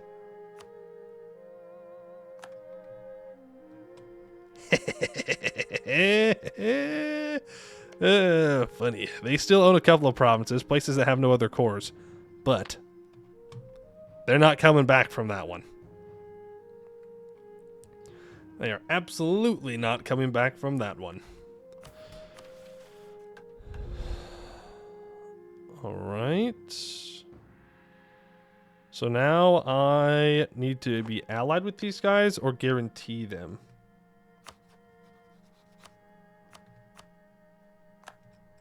Ally. Ally. No diplomats? Ally. It's no longer about rival, but we can complete protect the ruined kingdoms. The ruined kingdoms have been reestablished through our great effort, but they cannot be expected to survive on their own, and our military cannot be expected to go home without a sense of accomplishment for kobold kind. Thus, it has been decided to attempt to use our influence, debts, and favors in the region to nurture a state of dependency from the ruined kingdoms. They all become republics, and they become autonomous vassals. Let's go. We love autonomous vassals. Well, we don't, but it's fine. So now we need to improve Seer, Gatask, and Kadishrapur 5 times. And it will give them lower liberty desire. Okay. And we need a Scale Baron President. And that will make them even more loyal. Okay. I can do that. I need to give out control over monetary policy to the merchants. Ooh, ooh, ooh. I can get rid of something, though.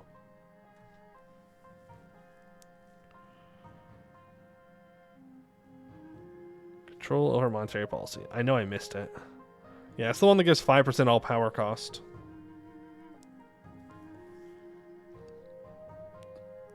Do we want to get rid of Merchant Guild bookkeeping? Like, I kind of do, but I kind of don't. Do I need my estates nerfed for anything here?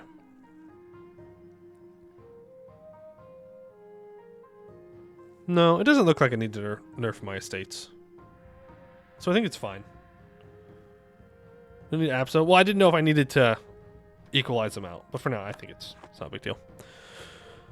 Okay. Treasure, at least skill 3. Own or have a non-tributary own all provinces in Hellas that have a kobold majority or minority.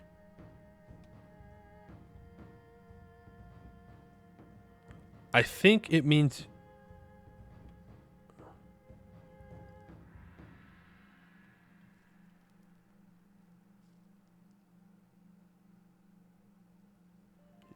I guess it could mean anybody, but right now it's mostly Yanchin. Fear. I need to get that done quickly before someone migrates to Buvari. I need 20 Diplo Dev in here, so... Oh. The growing tail headquarters grows. That's great. We have Reconquest on Feng Zhao Bao. Oh my goodness, I don't have truces with these guys? Ooh. We could munch. I don't think we need to. Do we be kind, kobolds? I think we be kind, kobolds. We don't need to munch. We can let them be. AKA, we can let Buvari eat them.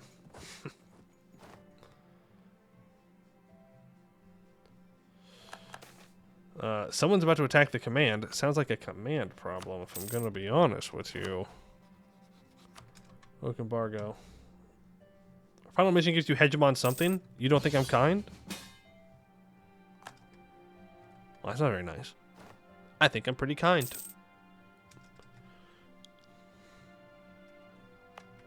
Hey, who knows? Maybe one shield will form. If someone gets close, maybe we can give them Xiao Dou, and then they can form one Xia. Huge. The command can attack again with Reconquest, if I remember correctly. Yeah, they could. I don't know how they do that. Oh, you're saying they would declare on other people, too. I guess they could. But if the command starts to become a problem again, then we just smack them down. Warn the command. Enact justice. True. No fights for you. At least no one we both border.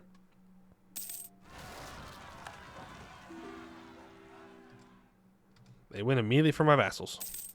As one does. As one does. March for their own protection. Yeah, so Jade March becomes independent. So now they're chilling.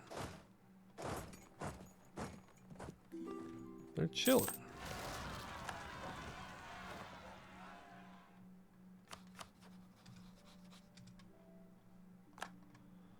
Well, I guess we should...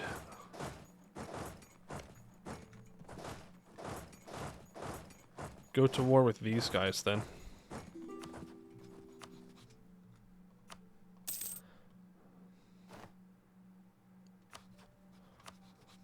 Not you.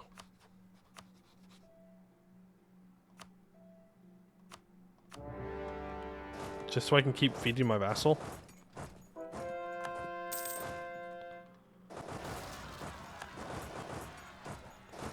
we go. March on in and take it out.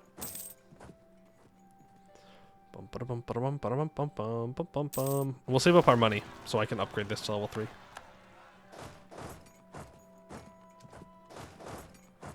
You walk up and around, smack down these guys.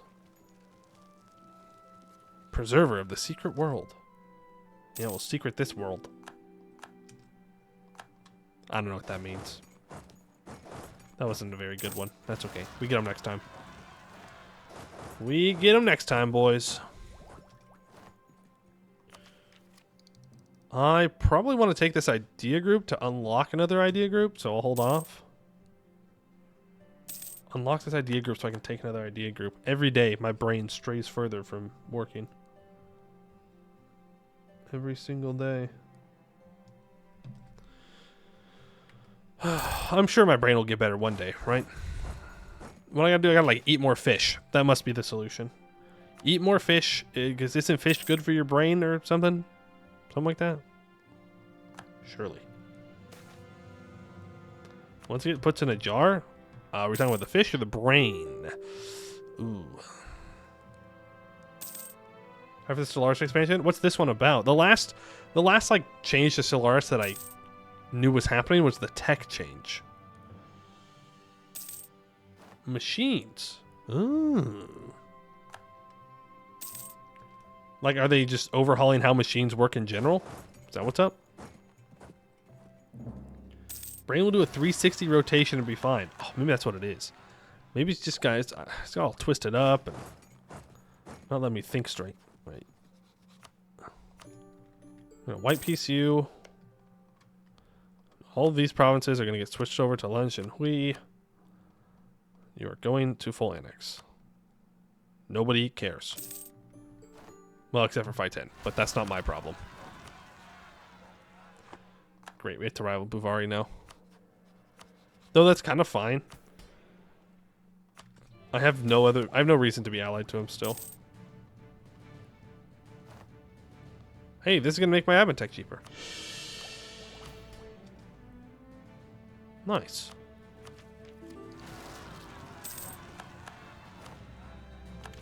Cool. So, idea groups. I don't actually know.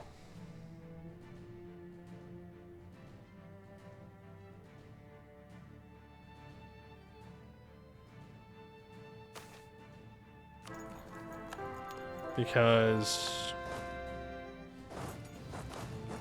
I need to develop my vassals a bunch.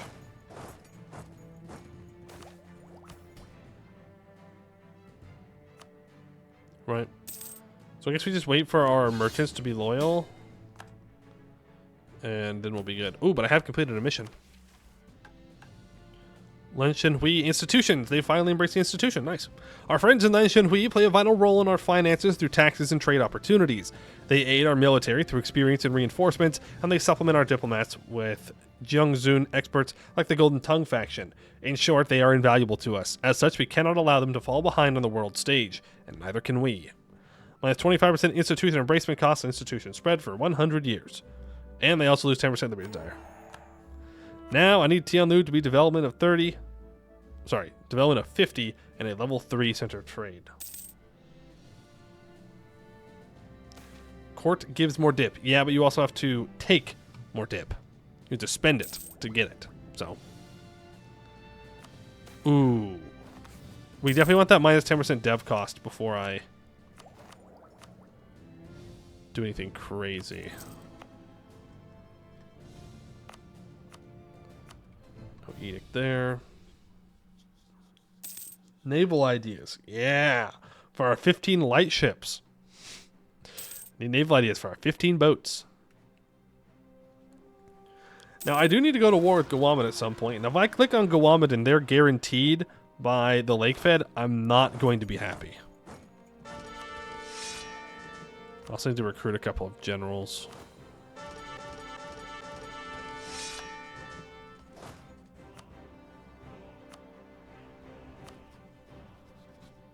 Okay. Let's... Again, I want to expand, but I also want to finish my infrastructure ideas. Jad and Lake Fed? Yeah. Yeah. He's both. Go, take the Diplotech. We are caught up on Diplotech, everybody. Congratulations to us. I'm proud of all of our hard work to get there. Ooh, I might want to accept Sitzu culture. And Namajet culture as well. Always remember to upgrade the Navy. You're right. There we go. Yippee-ki-yay. It's upgraded. I don't know how you guys are getting rebels. I freed you. Don't you have cores on all this? No, they don't. They straight up do not. Alright. I guess it only mattered for the stuff in the south. Oh, look at that, everybody. We killed the command. I'm glad we killed the only threat in Hellas. Yay.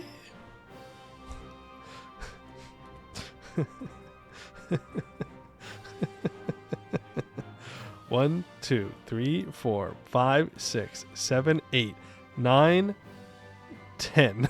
He has 10 forts along this river alone. 11, 12, 13, 14, 15, 16, 17, 18, 19, 20, 21, 22. 22 forts? Something like that? Casual. As Korea is expanding, they are expanding. Look at that. Every province in Sarasung has a fort. Not everyone. 2 of them don't. Now Jad is going to sweep in and form the Jad Empire.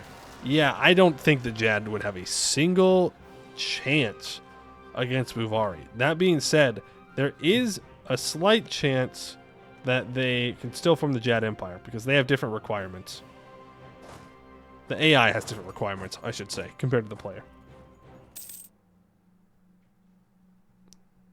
He thinks he's an EU4 version 1. Yeah, he didn't get the memo. Yeah, so we get minus 20% dev cost when we finish infrastructure ideas here.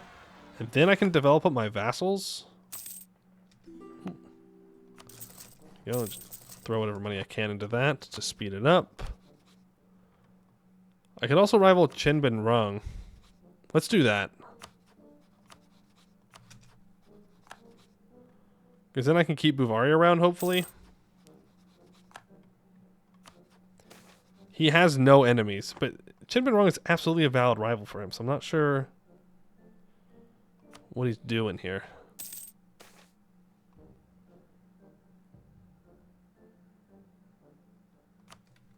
It's the thing. The good old back in my day, Europe just had better tech. None of that silly build metropolis in one day to magically make printing presses spawn. That's true. That's true. The two things don't have to be mutually exclusive, but that's true. I'm very excited for development to not be an EU5. I will admit. Very excited. I do not like development. No, I do not. Not one single bit, actually. Dun, dun, dun, dun, dun, dun, dun, dun. All of you can drill. Home-based production. How you spawn the institutions, though? Great news. It's called gameplay mechanics. I know. Crazy idea. Crazy idea. But having gameplay mechanics that actually make it to where you need to, like, form your country to, like, do things and not just click a button is better. Scottish, you're always so negative about anything. Are you positive about any game ever? Yes, the pops in EU5 could go poorly. They could also not go poorly. I don't want pops like Vicky. I don't want pops like Imperator. But having a population system seems fine as long as it doesn't affect the performance too much. You played so much Stellaris? Okay, well, at least you got one in there. You got one Paradox game that you really like.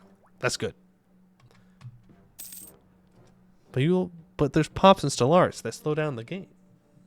I was going to say, wait a second. I play Stellaris. I know what the late game is like.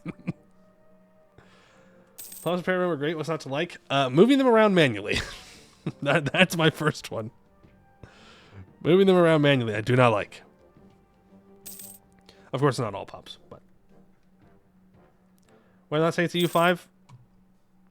Well, I mean, I suppose it could not be. But. I don't know. I mean, I could guess, but I don't know.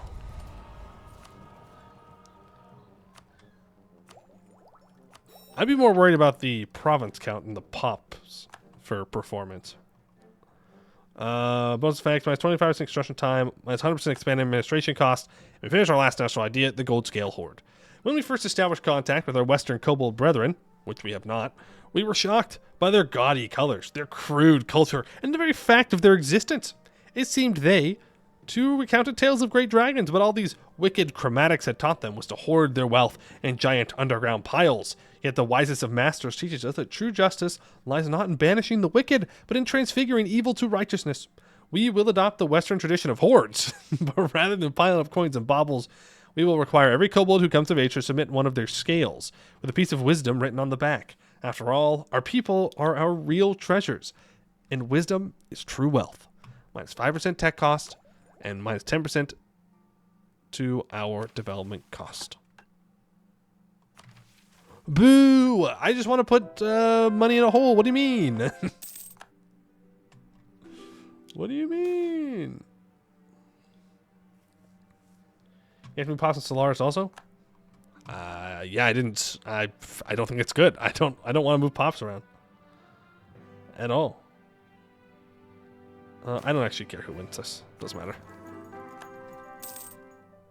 Boom, boom, boom, boom, boom, boom, boom, boom. Okay, so that's an additional minus 20% dev cost that we just got. Upgrade that to level 3. That makes this 104.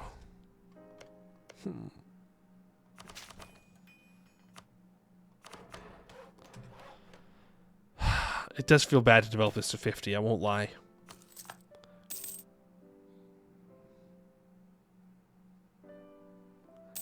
Unsanitary suburbs plus 15%. Thanks. Thanks, Vassal, for helping me out here.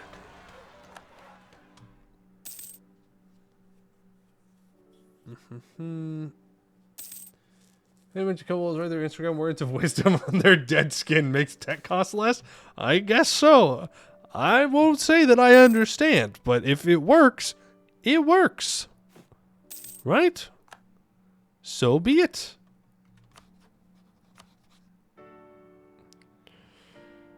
Declare for fight 10. Thank you. Stop drilling. Give my morale back. Plus, it could be good, but I think it will also the Vicky 3 problems where it spirals badly. I don't know. It seemed like Johan has been, while not explicitly anti-CK or Vic 3, because that would be professionally inappropriate. It seems he does not like the direction that the game went in. Specifically with Pops. Specifically. From what I understand. From what I see. Where everything else, everyone else could see it. It's right there. On the forums. If you look at his posts. It's going to be a population system, not a Pops system. Which I guess is different. You want someone disless as well, but hey, maybe the miracle happens and EU5 is a great successor. Maybe. It's possible. It could happen. Don't pre-order. I mean, don't be dumb, but you know, it's fine to look forward to things. Just always have your expectations tempered. And don't pre-order things. Don't do it. Don't do it. Don't ever pre-order games. Ever. Literally ever. Literally ever. There's literally never a reason to pre-order a game. Not one. Not a single one. Not one. Switch over to line, shouldn't we? I pre-ordered BG3 and bought it. Oh, no. I pre-ordered BG3. I also bought the super fancy, expensive bundle. But to be fair, do as they say, not as I do. And I had already put in like 150 hours to early access. So I already knew that I was going to want to play the game. So, oh man, you need to let me through. Always pre-order? No. Do not. No. If everybody had a great dev team behind them that have delivered great games consistently. True. And they've also announced that they're already working on their next project. And they're not going to be making any DLCs for Baldur's Gate 3. Which I think is great. I think that's great. Good for them. They made their game. They started working on a DLC. They weren't really feeling it. And they're like, you know what? Nah, dog. We're done. We're actually done. We're moving on to a different thing. Which I think is very good and very healthy for the development of games. Then they said the very terrifying line where they said, yep, now the characters that you've grown to love that we created are in the hands of Hasbro and Wizards of the Coast. And I was like, damn, well, it was good to know them. I'm glad they were cool while it lasted. Like, well, it's been nice. We'll remember them. Practice deliver 3 flops in a row. Ooh, I mean, what's your definition? Which 3 specifically are you talking about?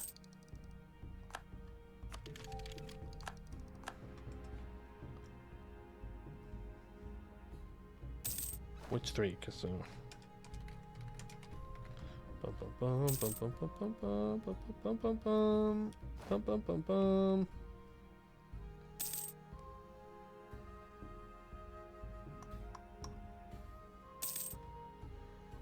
Imperator, CK3, Vicky 3. I don't know what to tell you. Vicky 3 averages anywhere between 8 to 10,000 active players. CK3 as of today is at 27,000 active players. Fluctuates between anywhere from 18 to 31,000. I think your definition for a flop is not the same definition as what Paradox would say. Also, Paradox just had their most profitable year ever. So once again, I think we have different. I'm not disagreeing with you, by the way, that there are problems with those games, but I don't think calling them a flops would be bad. Not CK2. City Skylines 2, yes, that went very poorly. Lamplighters League, yes, that also went very poorly. But calling them a flop, I don't think is fair. Victoria 3 might borderline that for me. Just because it because obviously active player count isn't everything, right? Just to be clear. But I don't think it's fair to just make the statement that they were flops in general. It's just like people play them, people buy them, they still make money. It's flavorless, but it doesn't matter. It doesn't matter if it's flavorless. If people play the game, then it's not a flop. You may not like it. You may think it might be kind of empty, but it's not a flop. City Skylines 2 though is it's in a league of its own. League of its own. And that's true. There is a CK3 update. Is it coming out sometime soon? I can't get down to 510. Not 510. Alright, Kellen.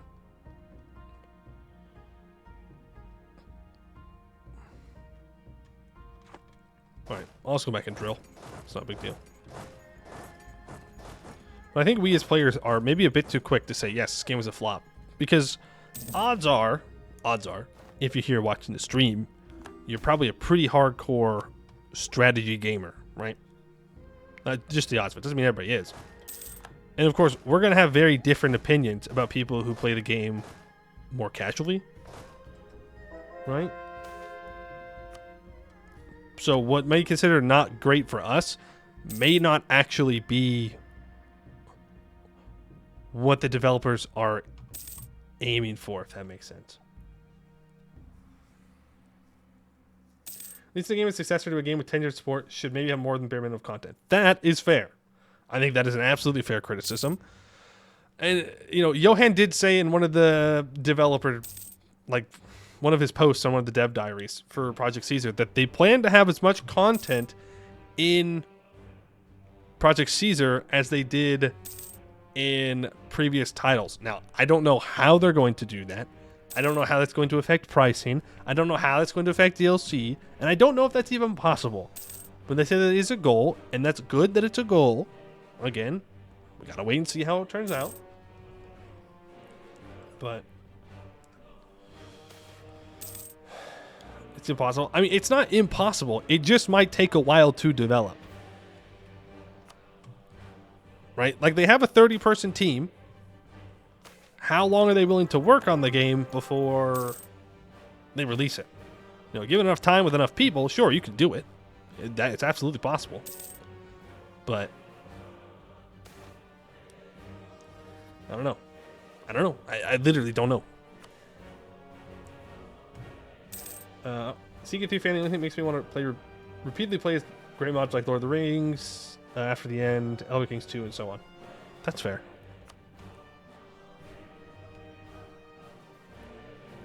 But like without, do you think each DLC gets free features? I don't know. I don't know.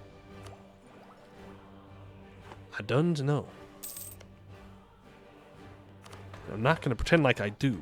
Because that would be lying. But we can't complete a mission here. Tianlu trade. For as long as our records go back, Tianlu has been the richest city in Yanchen. And for the first time in forever, we have a chance to make it truly ours and exploit its great riches. Many empires have made it their seat of government and raked in trade profits by steering the region's trade there through great markets, festivals, incentives, and subsidies. It's a bit far away for us to directly organize, but together with Lan Shenhui, we can manage it quite nicely. Yes, Lan Shenhui can move their capital to Tianlu. There's no reason not to do that.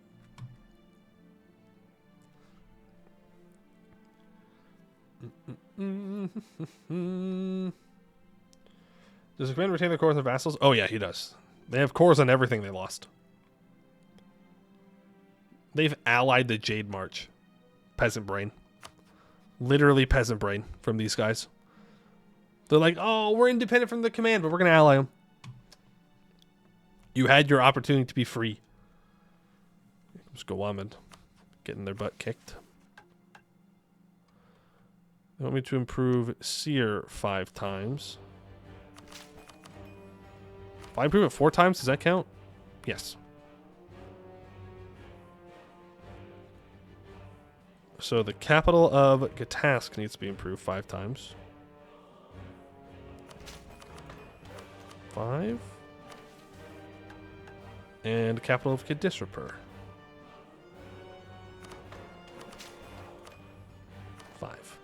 There we go. Settle Shamakad. The Shamakad Valley is now firmly within our grasp, but in order to ensure we can effectively administer the region during times of trouble, there needs to be a loyal gold scale class present. To this end, we must demand the Ruined Kingdoms agree to our exact terms and stimulate gold scale migration into the region. Gold scales will settle in this ruined kingdom, and especially the capital. This process will temporarily create labor shortages in the homeland. Till the end of the game, they are more loyal, and they have less labor desire from development. Sweet. Now I need to develop this a whole bunch. 5 more times with Diplo. 5 more times. I would like to upgrade you. Forgot to accept Sitsu culture.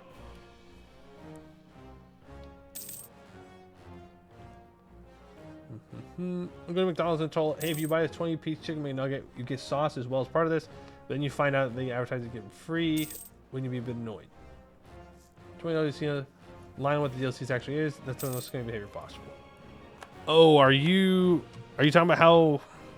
Wait, what exactly are you saying? I don't want to put words in your mouth. I don't want to. They say if you get the DLC, you get diseases, which are basically free update. Yes.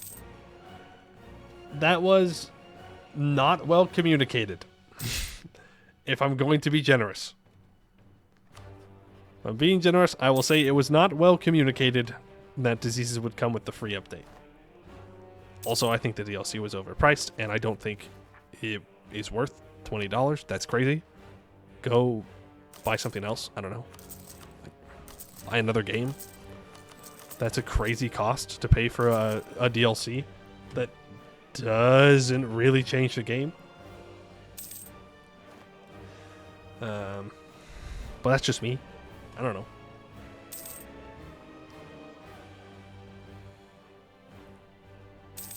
By EU5, only add a population, keep concise UI, and multi-core optimization. So far, they look to add too many things. I disagree. I want them to add a lot of new things. It should be a new game. You know, I don't want them to just release EU4, but slightly different, right? Because then there's no point in releasing the game at all. You understand what I'm saying? Like, that's the main problem I think that people have with CK3, right? Is you look at CK2 and you go, wow, here's all this content from like 10 years of development. And then CK3 drops and so much of it is empty. And you go, well, why would I play CK3 if I can play CK2, which still has all of the content? Right? Like, if EU5 releases and it doesn't do something significantly different and interesting, then people are just going to go back to playing EU4. Like Overwatch 2. Yeah, exactly. Overwatch 2 was free. It's not free. I paid with it my soul. But yes, like that. Like, what's the point of Overwatch 2? Like, okay, you remove one role. And you did a graphics update. Okay. That was it? Like, that was the only real difference between Overwatch 1 and 2? Like, they got rid of content. They got rid of a role. And then they did like a graphical update. True, they did shut down Overwatch 1 servers. That's true. Oh, and of course they made, you know, Battle Pass.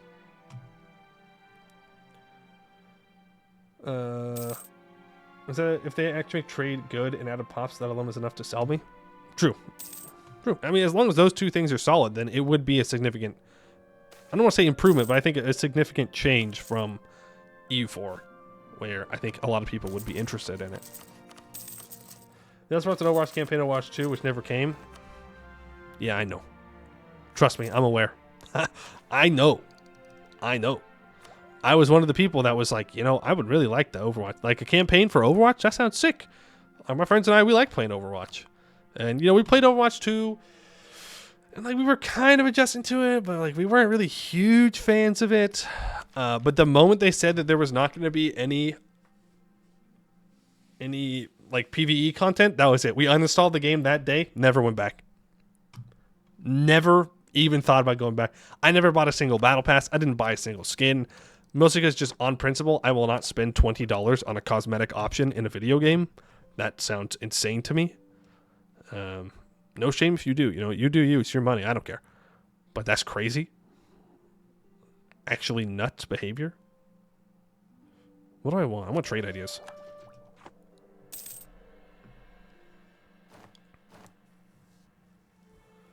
Overwatch 1 was my main game for so long, but all my long-lost friends do it. Yeah, I really enjoyed Overwatch. I don't think they needed to make Overwatch 2, clearly. It's not like that's a crazy take, but I liked Overwatch. But they kind of tanked it.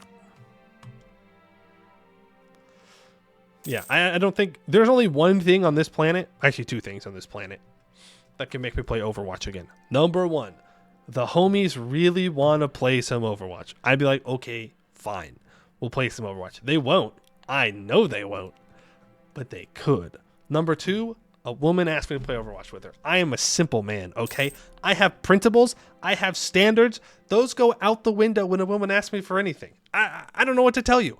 And I think that's cool of me. Based. I respect women. Facts. I know my limits, okay? My morals only go so far. I'm sorry. I'm sorry. It's that easy. All right, boost. I had for League. Cute girl got first asked for League. I'll see myself the hell that is duo queue. Yeah, me too. I'd like to say that I wouldn't, but I would. I would. I'd also be much more likely to play that if the homies asked me to. But considering that Stardew's out and one of the homies that I usually play, that I would have usually played League with, is playing through Red Dead Redemption 2 right now, I think I'm free. I think I'm good. I don't think I have to worry about it. Can you go back to League? You shouldn't. You shouldn't. It's so much. It's such a big time sink. Is my main thing. Such a big time sink. Encourage development. No. Let me develop.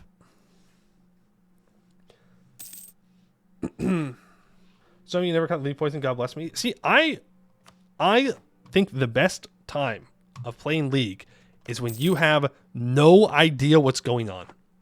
And everyone else in your game also has no idea what's going on. That was so much fun. It was. It was so much fun. You just run around, goof around. It's great. It's wonderful. Once people know what they're doing and like you actually start trying to strategize, like don't get me wrong, I enjoy that, but I definitely feel part of my enjoyment go away when that happens. It's not terrible. No. I didn't play in the olden days. I meant when I first started playing. Right, Scale Barons are in charge. Isn't that a mission completed?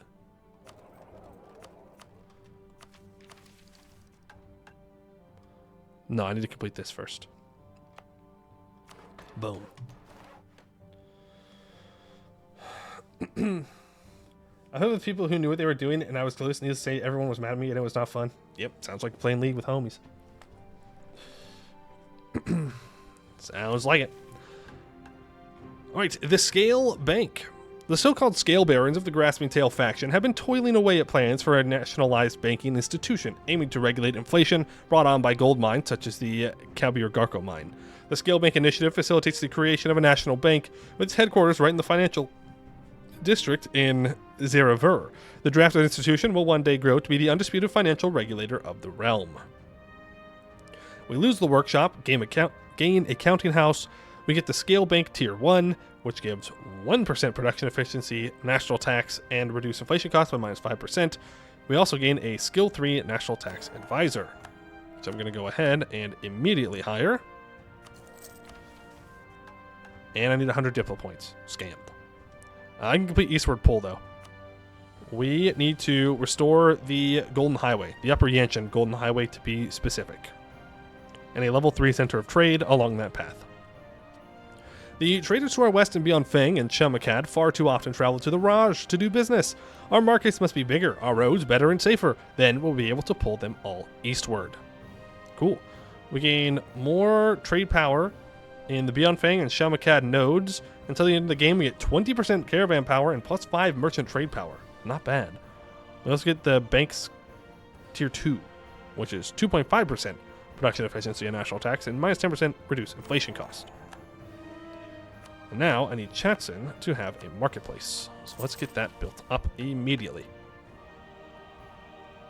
And then we'll have this. Then we'll have this. Nuts. We'll have to wait for our next fight to end war. to do that. And what do I need to do for this?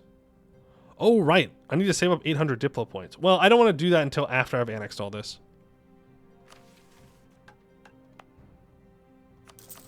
Don't think it's worth it. Let's try to get with just a merchant. 34%.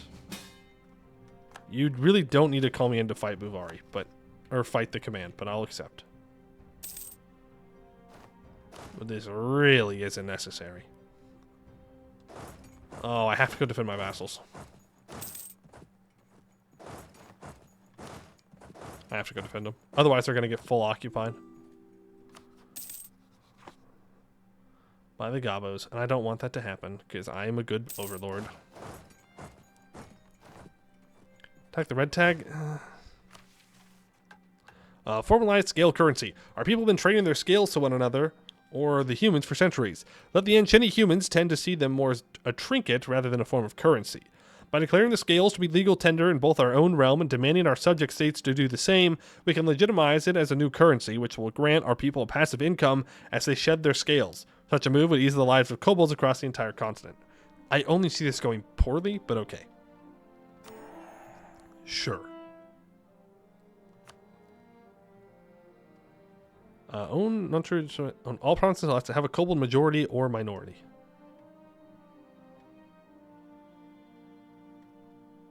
So Fight 10 just has some bolds. Jade March, no, Jade March is independent. They're still independent. They're just allied. Ultra inflation incoming. Yeah, that feels like a great way to collapse your own economic system.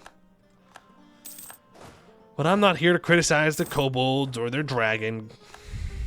Mostly because the dragon could eat me. So that goes on the list of a solid, not my problem, none of my business. There we go. Bulk Hingfa Palace is now up to max. Which is cool. That gives us 0.4 local prosperity growth in the area. 0.3 yearly prestige. 1.5 Diplo rep. Plus 1 monthly Diplo power. 10% governing capacity. And the clergy gained a bunch of loyalty.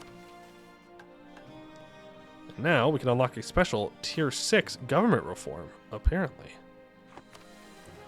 Deep state government. Whenever a kobold needs a government file that is older than a year, they have to enter and get lost in what is commonly referred to as the deep state, the tunnels under Balkingfa. They go so deep that they penetrate the very caves that our ancestors are said to have lived in.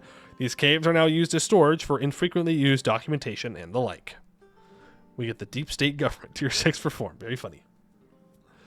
-2 national unrest, -24 yearly tax income, 10% foreign spy detection, plus 5% all state loyalty equilibrium, 200 splendor, and 200 government reform progress. All right. And that gave me... Oh, it gave me the government reform progress back. So now I can choose tier 9. Go ahead and broaden executive power, I guess.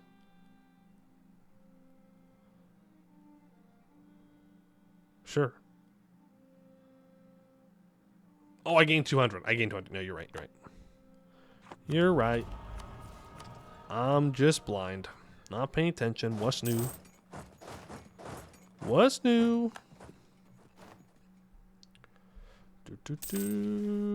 All right.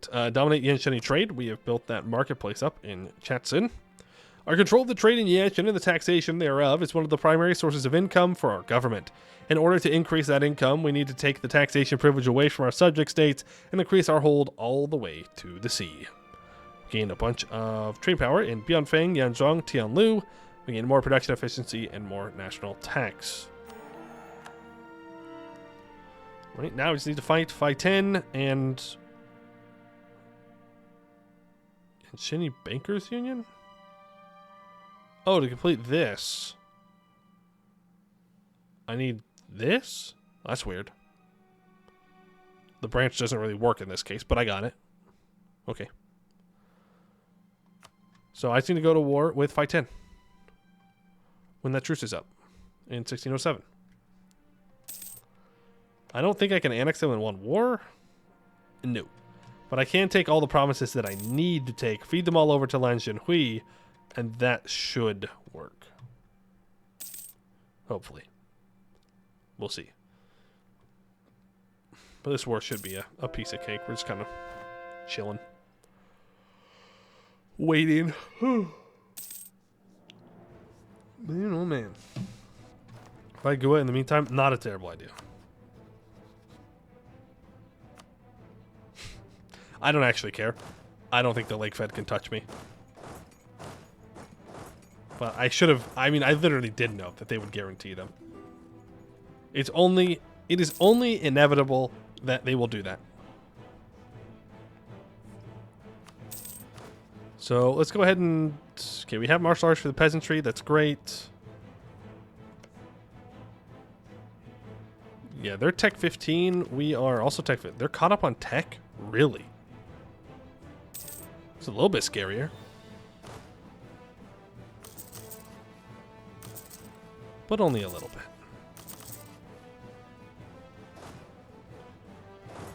Move there.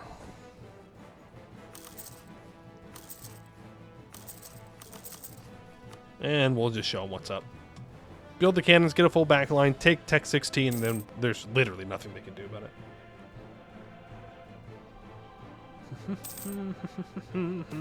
The gnomes are here? Oh my god, the gnomes are here! Get out of here, Portnum! What are you doing here? Do we have somewhere better to be? Freaking gnomes. Our most ancient of rivals. Except, not really. Not for us. Not on this side. Education for the poor. Yeah, let the poor read. The centaurs get there? I don't know. Oh. They're colonizing. Well, I will admit, I didn't expect that. Look at that. Abdel Tunger doing well. Abdel Tunger did well in our last run, too. Is it the age of Abdel Tunger? Hey. That's not where Corvaria belongs.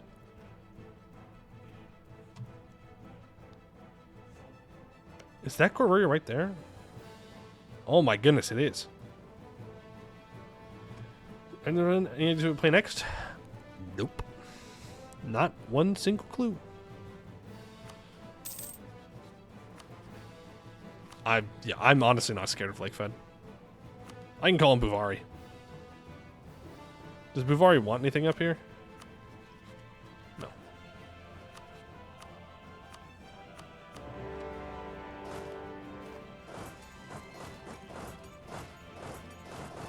Like, I can just slacken if I need to.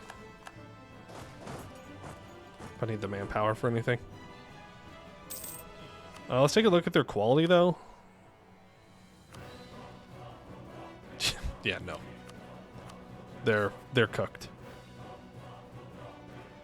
They are absolutely cooked. Do the new Take End mission tree? Which one is that? I haven't played any of the Take End. Well, at least I haven't played many of them. What dwarves do you still need to play? We need to go back to Gorbarad. Apparently Arg Ortson is getting content, but from what I understand, there's no localization yet. If that's correct.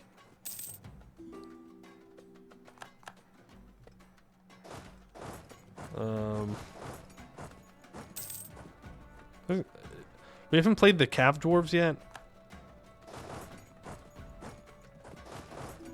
I don't think I played the Mithril Dwarves yet. Have I? No, did I? Maybe I did. I think I did. Didn't Marhold get like Mega Marhold in my Mithril Dwarves run? I don't remember. I don't remember.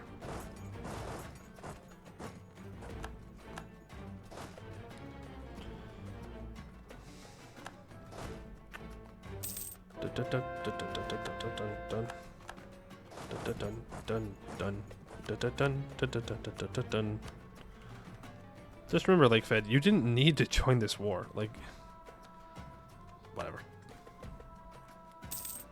Yeah, Mithradoom. Yeah, no, I know what it's called. I just don't know if I've played it or not. I don't remember. Does Fox have Loki so you can do it again without the to-do? Oh, no. No fox spirit. Not anytime. Not anytime in the future. No. No.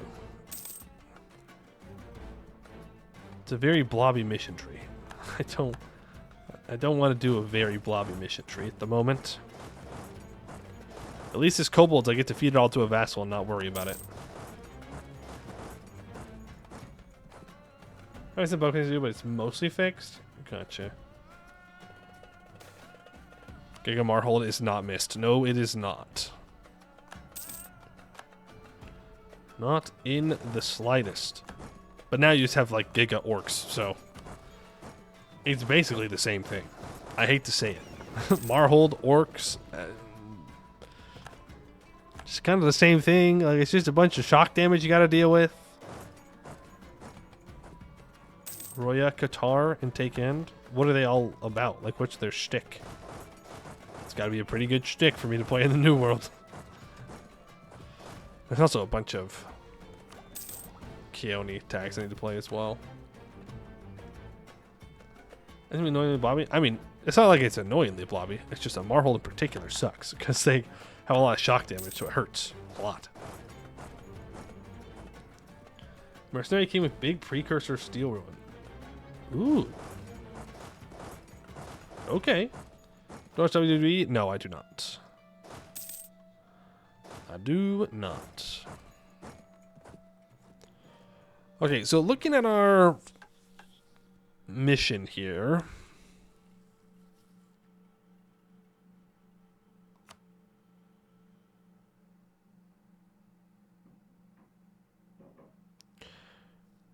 I'm not the strongest trade power in Shamakad and the Jellyfish Coast. That will be fixed, though. I'm trying to see what I need. Tianlu Bay,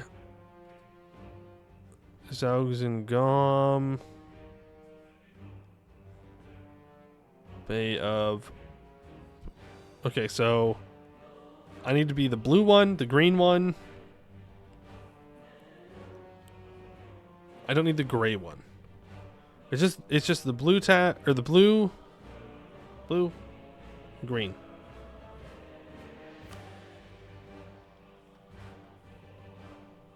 So the peace deal.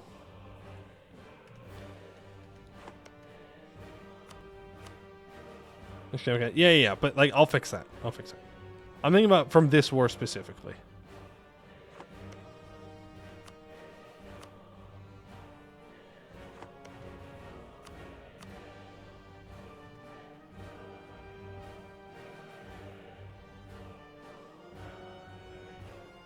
Something like that. 700 admin points? What? Damn. Once again, I am reminded why you just take admin ideas every single game. There's literally never a game when you shouldn't take admin ideas. Feed Vassal? Yeah.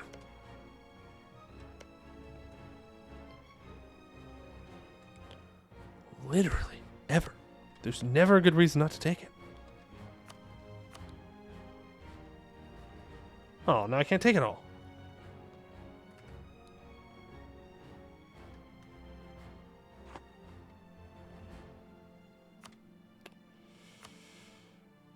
No, it's not Anbennar dev. It's just that's just how it be.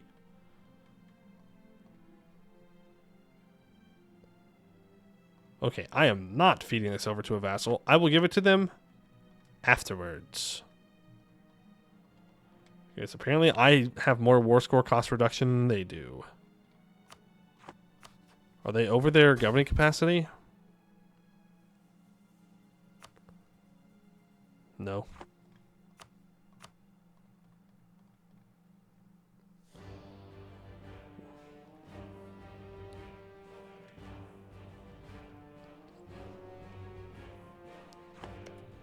I'm gonna take that too.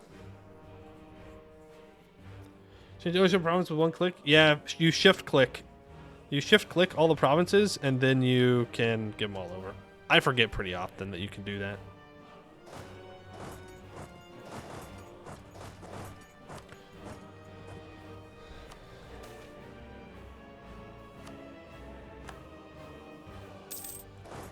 Now, the only problem with that peace deal is I have to convince the Lake Fed to go away.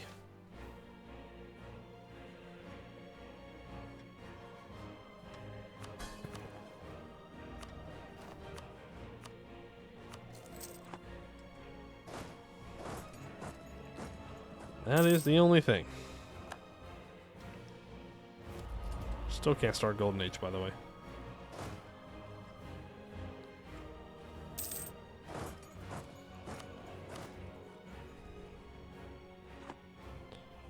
I am out of manpower. So you guys are going to head back to where we have supply.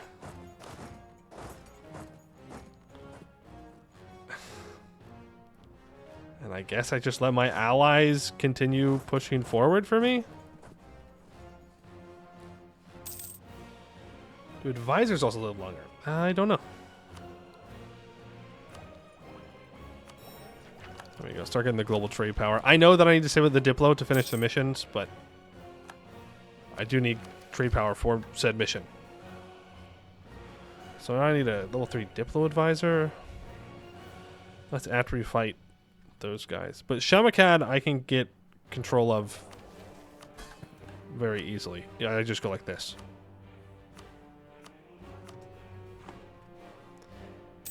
Well, actually, that only puts me at 31. What if I transfer from here instead of the Jade Mines?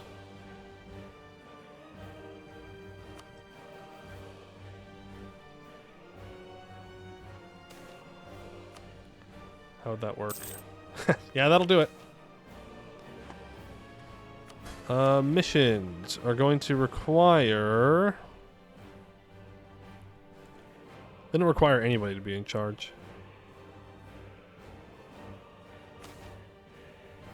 600. That's an oof. That's a big oof. Interesting. It was this guy who united the Lake Fed. You know what I should do? I should be able to spy network on the Lake Fed, to be honest. There we go. Also barrage. Don't do this issues with the new trade changes? Okay. Yeah, I don't think I'd want to do Viacog, since we did play Viacog relatively recently. I mean, it's been like a while real time, but like as of like the runs that we've done, it has not been that long.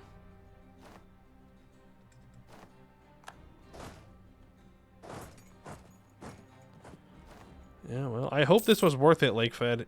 I wish you would not guarantee nations that you want to kill, and instead just like kill them or not kill them.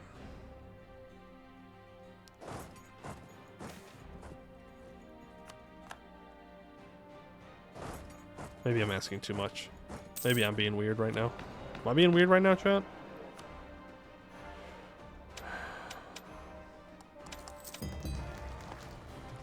Parliament's fun. I need to buy down inflation. I need to spend my admin points. Maybe I do just core it all up on my own then.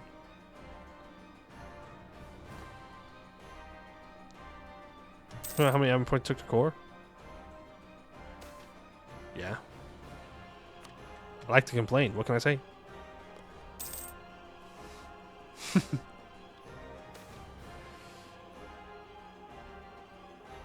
There's a mission called the Grand Line.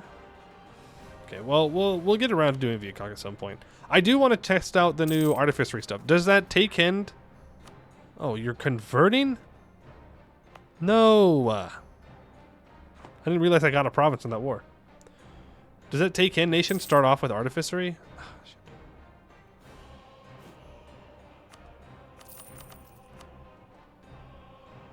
They're affordable. No. We don't need a formal. We are the great Balrijin. Enough said. It doesn't? Oh. Because I want to do a run where I get to interact with the new artificery stuff, because I haven't got to do that yet. And there are very few tags that do that.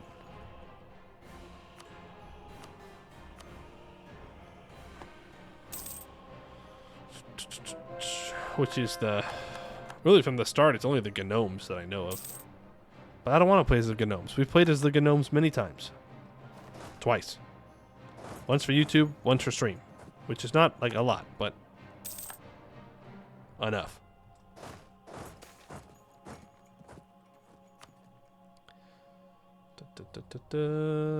Plum Wall. Ooh, Plum Wall.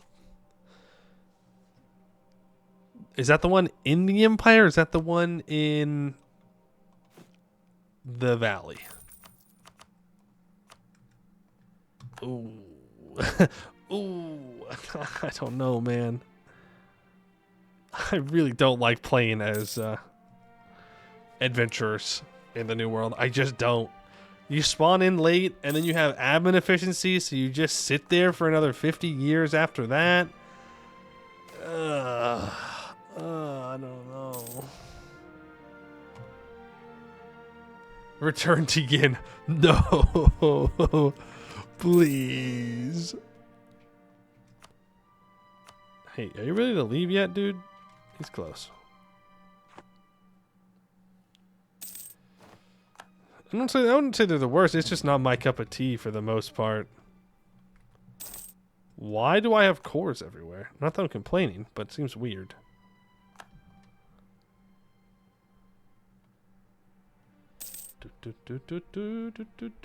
We love the In Valley. We love the In Valley. One day, some brave soul is going to take upon themselves the journey of changing the valley, overhauling how it works, and that is a day that I will be thankful for.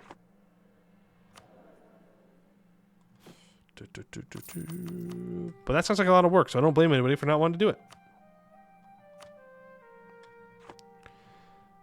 He's really gonna make me come back up here and fight him again. It's in progress now, so it was in progress. Now it's not. Now it kind of is. I don't know. North interior care base at the moment. I mean, hey, that's fair. I'm not saying it's like that important. I believe in them. I trust them to do what they're gonna do. They'll do something cool with whatever they do. I believe.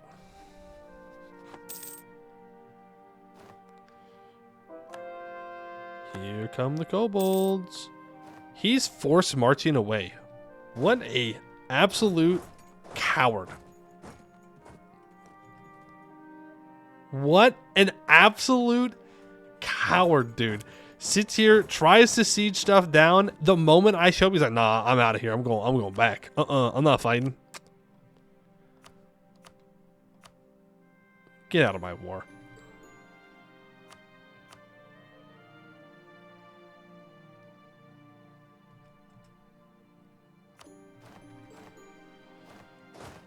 Okay, and then I want you to go deal with these troops. I can become the Empire of Balrijin. And I'm at 124% overextension. Okay.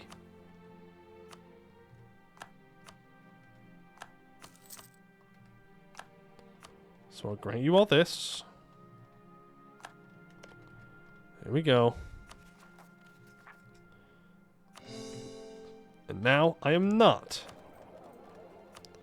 I'm gonna add all that to a trade company. Add all this to a trade company. Sweet. Good. And Lakefed immediately announces me as a rival, because why would they not do that? They, like, saw me in a war one time. So like, that's it. We're enemies forever. Playing the Lakefed and Unify? Yeah. Bulwar, the city? Yeah. You don't need to call me into this war, man. They're two... They have 3 provinces. You don't need to call me in. Like, it's fine. You can. I don't really care, but you don't need to. We need to focus Diplo. Then I can fight Phi 10 in 1607. So we still have 5 years for that. Now I need to build some transports. No, I do not want them all built in one province. I don't know why I would ever want that. Thank you, though. So that way I can bring these troops back down. Lazy merchant? I do. Thank you. If I throw down a merchant in there, then that should get me to being the predominant trade power here. Especially once I make some investments. And of course, when I'm not overextended, I'll have a lot more trade power as well.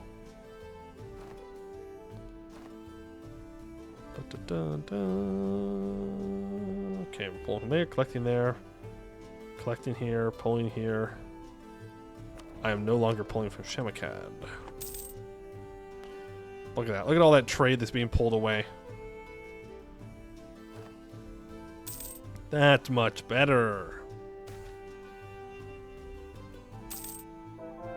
Money. How are we doing on governing capacity? The answer is not good enough.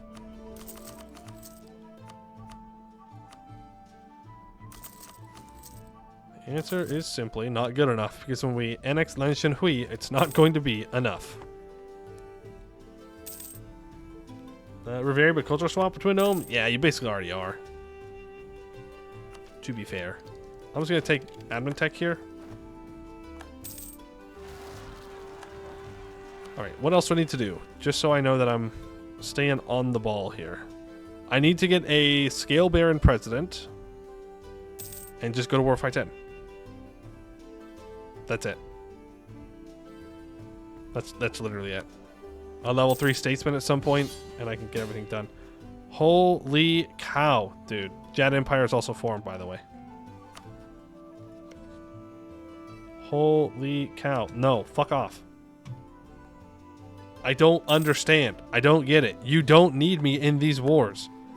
I would understand if there were wars that were going to be tiked, but you simply do not actually need me in these wars. I know. I know. I can click the button to where they won't call me in. I understand that. I got another 600. What are the odds of that? But at the same time, why do they have to constantly call you in? He has 142,000 troops, man. He doesn't need the help. He also called in Quebec Teleni with 84,000 troops. I'm going to ally you.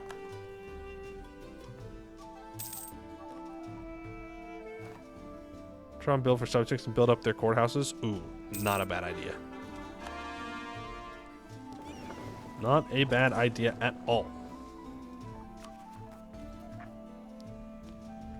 Okay, have to wait to core those up. Yeah, we did Varane. If you're looking for Varane VODs, they are up on the VOD channel. I know that for sure. So, you can check those out. Ooh. Oh my goodness. Zanjap, yeah, that's the 1v1. Get the 1v1 collect. That would be a good one to do, probably. I know that you requested a general earlier, Amy, so let me get you in there. Boom. Our generals have significantly fallen off. To be fair, we've lost like 50 army tradition. It only took like 8 retries, surprisingly few. It doesn't seem that bad. We need a 1600 start date? No. No, no, no, no, no. One start date. That's it. Period. Once you started adding in more start dates, that's just more work to update things, more bugs that will appear. No, no, no, no, no.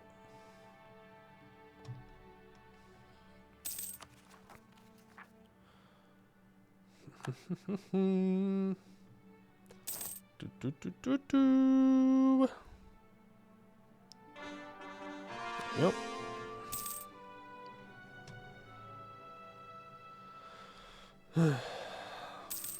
Like, second start date, it sounds like a good idea. It sounds like it could be cool. It will not be. It never works. Never works. EU4 added unlimited start dates. Also didn't work. CK3, I suppose, is fine. Until you look at situations where a DLC really only affects one of the start dates, and you go, wait a second. Wait a second. You start asking questions like, why is that? Okay, I just want to build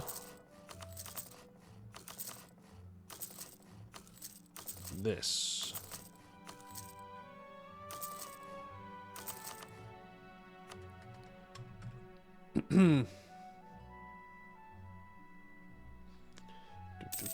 See this game third start date apparently, so maybe an extra start date could work. So the reason why I say that there should only be one start date is, number one, most games will only start at the earliest start date. That's just the way it is, because people don't want to miss out on the earlier stuff. The second reason I say that is what I said before. It just creates more opportunities for bugs and more work for every single update that you want to do. So for every other start date, you have to, like, you're not exactly doubling the amount of things you have to do, but you are increasing it by quite a bit, which means everything is going to take longer to get done. I know that the CK really likes to have the multiple start dates. I know it was a CK2 thing. I would assume it was a CK1 thing. I don't know. But I mean, you look at things like the... Why did I take that? I should have taken that. I should not have taken that. Like the CK3 update that updated Persia, right? I mean, I played around with it a little bit, but from what I saw, it was mostly content for the first start date and not for the second start date. You know?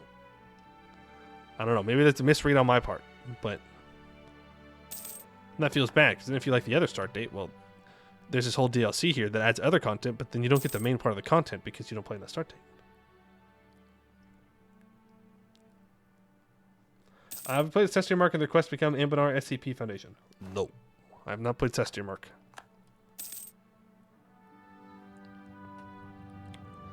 I have not done that.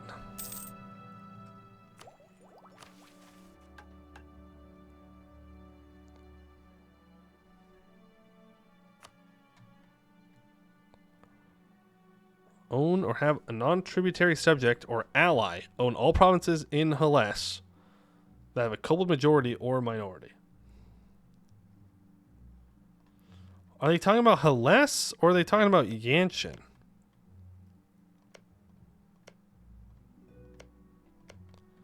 I guess the bolds don't usually go that far west. Meanwhile, 1337 seems silly since there are multiple major significant events during the time the interconsolidation professional armies focus on the EU. Yeah, I'd have to agree for the most part.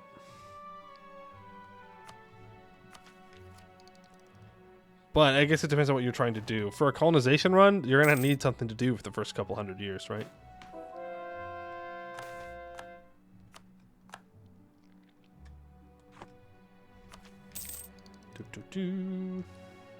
CK works better with different start dates because it's a game focused on characters, so more start dates means more characters who aren't randomly generated. EU is about nations, so start dates means you lose out on controlling your nation for X years, which is why adventures those kind of suck.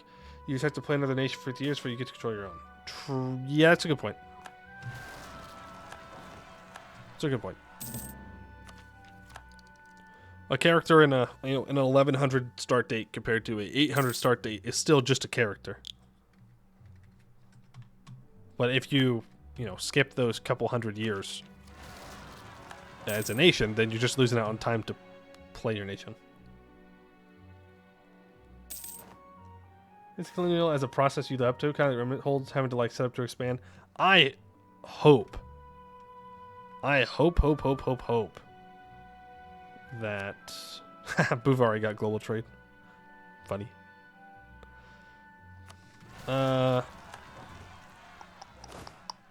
I hope colonization is difficult and takes a long time in EU5. Project Caesar, whatever you want to call it. That's my hope. I hope it is not a click button and colonize. I don't think that would be very interesting. I don't want it to be like Vic 3 either. Maybe, at least not necessarily the only option.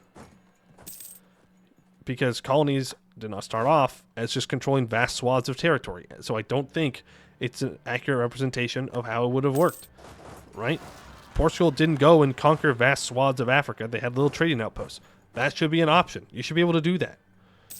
And you should have the option to colonize like Spain did in the New World, where you do take vast swaths of land. Or like Portugal did in Brazil. I don't want to just be it like click button, in a couple years, I then own it. It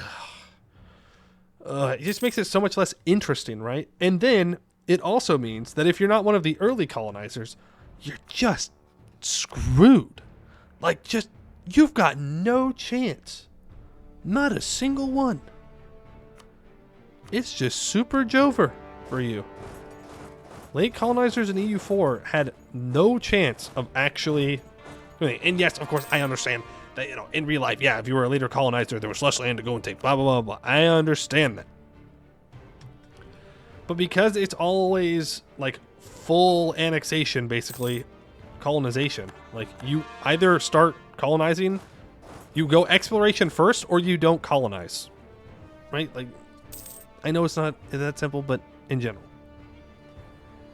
Probably Bayfield is almost guaranteed to change colonies. Maybe. We'll see. I'm very hesitant to say one mechanic means that another mechanic will absolutely 100% change. Does it make it more likely? Yeah, sure. But I don't know what it's going to look like, and so I'm not going to make statements of what will or will not happen unless it is explicitly stated. That's just the way it is. Tier 10. Let's go for... I don't know. I have impossible policies. It doesn't matter.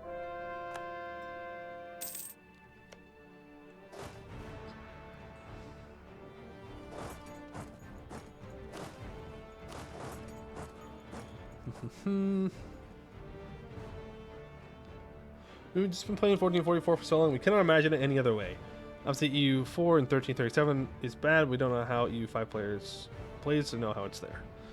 I just think it's a factor that, as you said, that we've been, EU4 has been in 1444 for so long, and that's just what people associate the EU franchise with, but that's not actually true. I think it'll be perfectly fine to start in an earlier start date.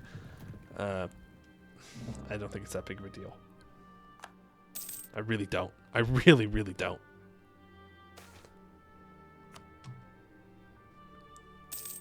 EU4 has been to 1444 since 1444? Oof. Then why are people complaining? I don't know. People like to complain. And we're map gamers. And map gamers are, and I know this is going to be hard to believe, very weird and very particular about their little map games. Okay? Very weird, very particular about which part of the map looks like what at what point in time. Really? Hey, shout out to this ally for actually being useful. Alright, let's just double check this.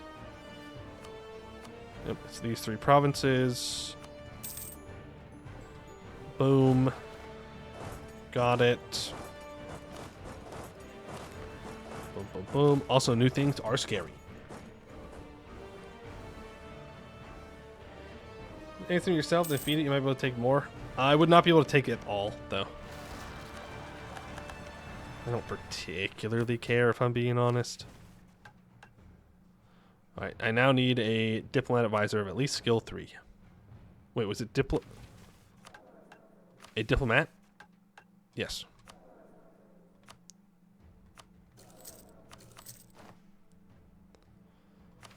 Alright, Yancheni Bankers Union. The banking institutions of Yanshin are disorganized and plentiful, but a plurality of them have at least partial gold-scale ownership. This presents an opportunity, a centralization of kobold banks under the oversight of a single national entity.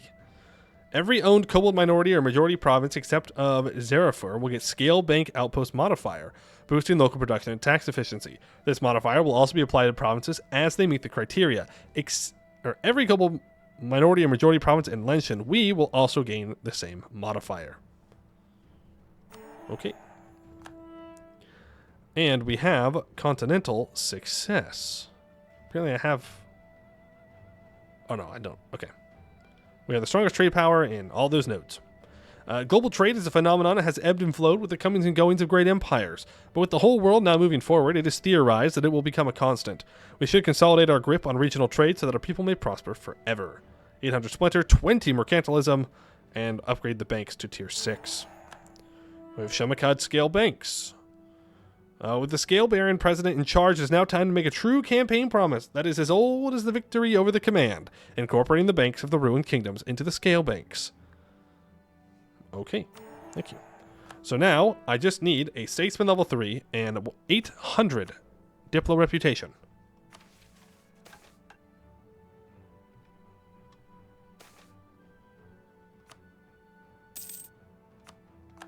$800 Diplo Reputation? Damn, I'm the most Diplo rep guy of the world. No, 800 Diplo points. And then we'll be so solid. 800 Diplo Reputation. Literally untouchable. No one could even think about hurting us at that point. They just love us too much. We would just be the most loved nation on the planet.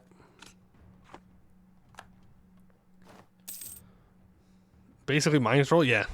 Yeah. True. True.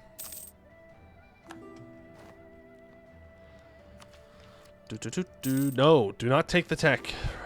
Resist it, Poemu. Resist taking the technology.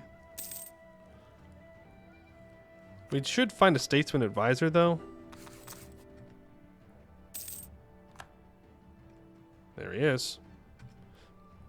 And he's got a fancy hat. 800 dip rep and losing like 500 dip a month annexing. Yeah, eventually it would just be difficult. But you might just be able to full annex people in 1 month that way. I enjoy playing base without being hard mode because memes. I think the thing about that is we don't know how civil wars are going to work, right? Because in 1337, they're about to have a bad time.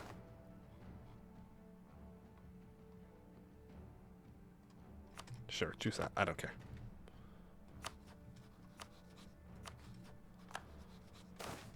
Apparently they all have stronger militaries than I do. Oh. There's the Buvari alliance. Or rivalry. I mean, I could build more troops, but the run's done, so it doesn't really matter. The Civil War is a big earthquake and then Black Death. 1, 2, 3 punch right there. Damn. That's rough. That's rough, but I guess it just depends on how they do that.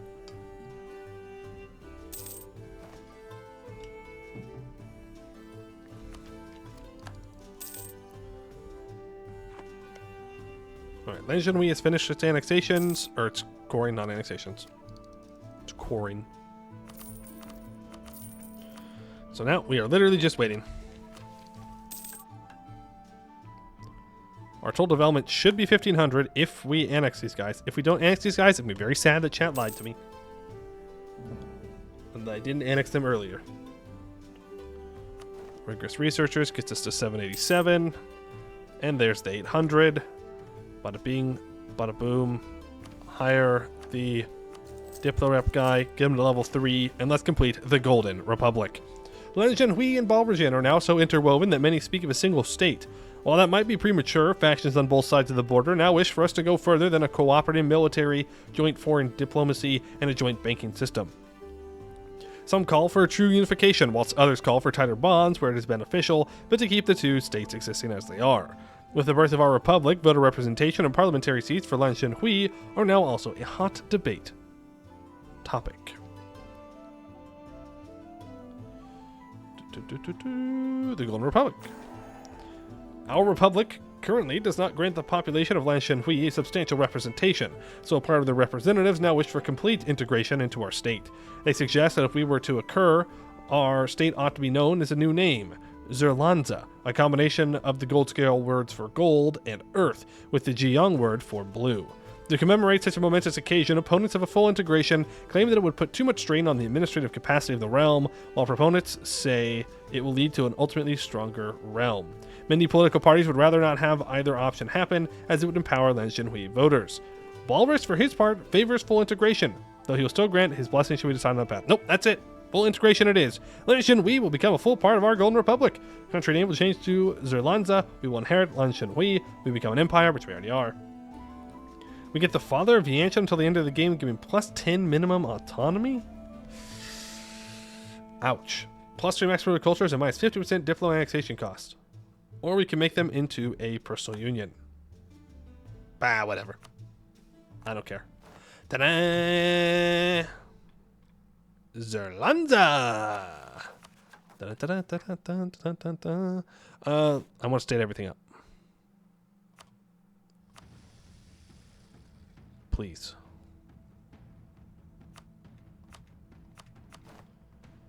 There we go. There we go.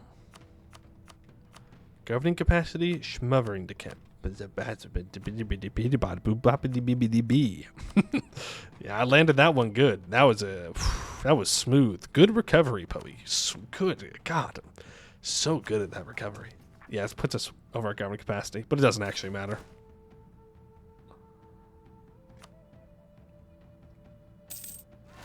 We can get the governing capacity down if we needed to. It's not a big deal. But we can complete Yensheni Hegemon. We have shown to the world that kobolds are a capable people, if not the most capable one. Our unification of Yanshan is unlike any other before us, for we came not from a foreign empire with massive legions, but a cave with mere hopes and a dream.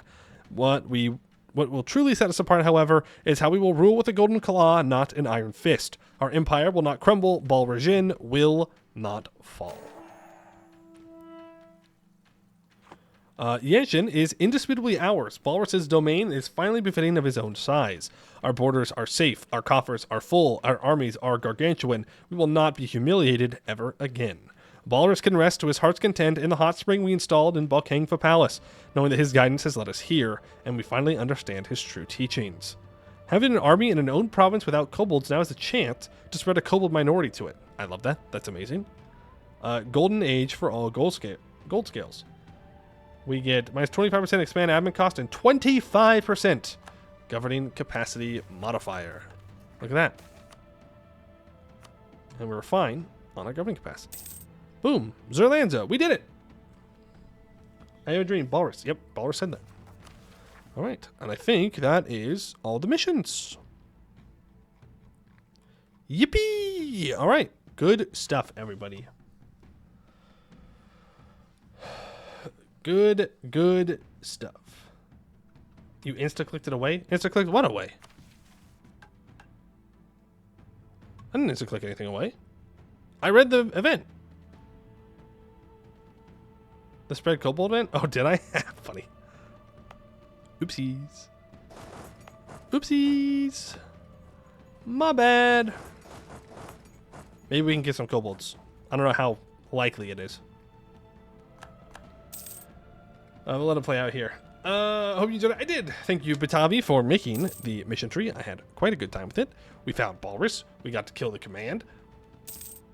Buvari is still there, but you know, you can't fix every problem. It's gonna be a problem somewhere. Where are your war crimes? Why must we do war crimes? We're just little guys. We're just little guys, okay? Like, we're innocent. We would never do anything like that.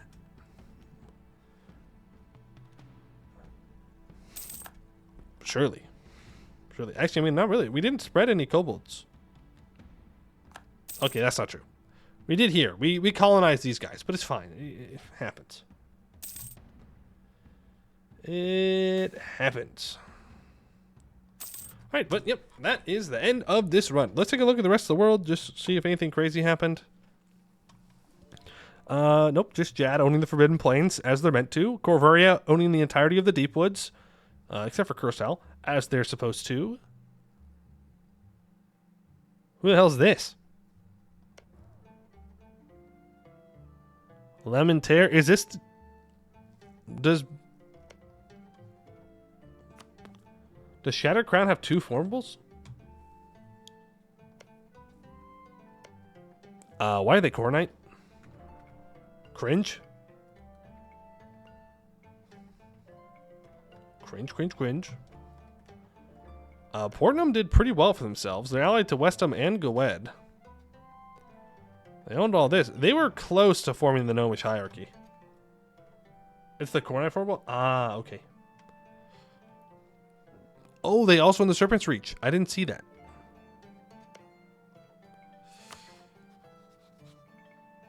Emperor Davin the Fourth Silvivin. Yes. Who's the Emperor of Anbennar?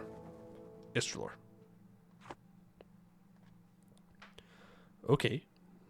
Aberthil was able to take stuff off the Hill Knolls, or Zanzirbexis. And took some stuff off Buslar. Avdol Tunger. Huge. Massive Avdol Tunger place. That's a scary Corvuria. And that's the main big thing. Hey, Eskin hasn't consolidated down into one tag yet, though. You got Baramond, you got Korentar, Marhold, Neurastir.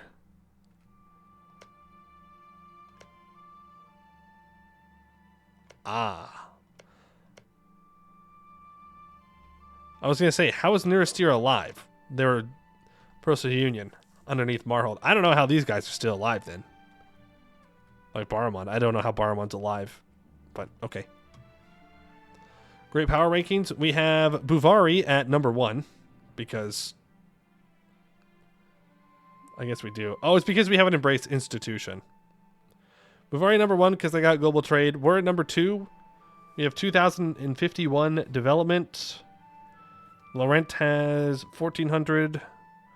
Then it's Lakefed, Corvuria, Goed, Everthil, Jad Empire. So we have the most development in the world.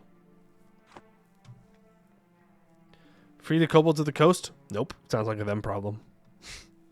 They don't worship Balris. Big Arb cost and Toromar.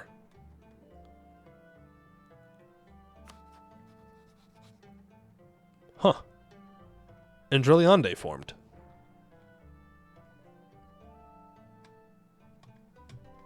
Okay.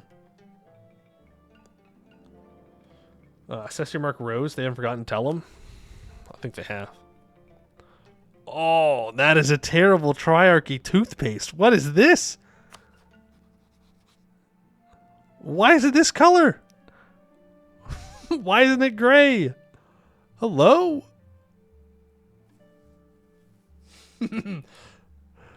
Funny. Funny, but Triarchy has formed. Chaos hasn't united at all. Ameon's here. Larnkar did well for themselves. Buslar's got some stuff down here. Everthil has gotten this again. Westham got a lot in the south as well. Interesting. What about Sarhal?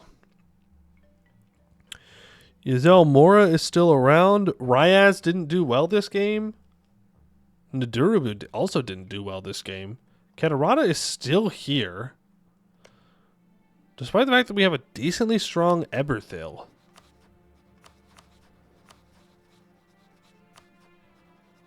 $93,000 Avdel Tunger troops. Huh. Well, ain't that something? Ain't that something? Larnkar Mion, is this 1444? It's the old 1444. Alright, well. That's it. Nothing else crazy. Other than the Corvair taking the Serpent's Reach, the mountains look pretty plain. Segdir did well. Gore Ozenbrog formed, I suppose. That's interesting. Avdo Kanzad is still alive. So that's impressive.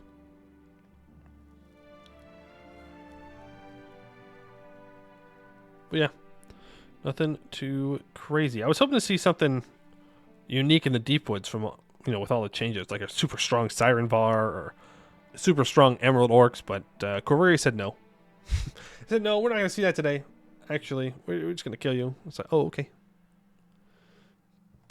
That's fine too, I guess. You're allowed to do that.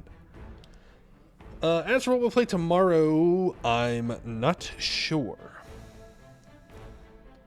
Not sure. Question, though. Question. Millennia comes out in like 3 days. I think it's the 26th. Are people interested in me streaming that? Or not? If you're not interested in seeing me stream it, then I simply will not stream it. Easy. It's a new 4X game that Paradox is publishing. It's the one that everybody says has bad graphics. I don't know if that does it. Let me hold on. Let me pull it up here.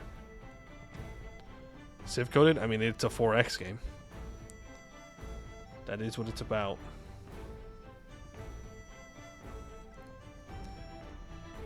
Don't know, don't care. Fair enough. Stream it. Okay, and then we might stream it. We'll see. We'll see how it goes. I check it out. I don't for cube points alone.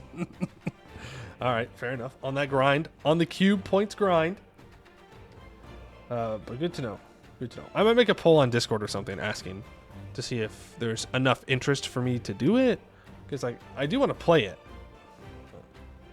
Humankind, true. I do love me some Humankind. I do. Stream. Well, you got it. We'll be streaming either way. It just depends on if we'll stream Millennia or more Anbennar. But I will admit, I would like to stream something else other than Anbennar. Still feeling a little bit fatigued. Oh, Nimscod's still alive, by the way. I found Nimscod. They're up on one of the islands. Fun fact. Raid land before he raids us. Oh, good point. I'll start the raid then. Boom. Click. Easy. Oh, we're so fast. He simply is not prepared. He simply is not prepared for the raid. I don't know. I'll see. I'll do a thing on Discord maybe, and we'll figure it out. But that is going to be it for today. I would like to thank you all for watching, and I hope to see you in the next one.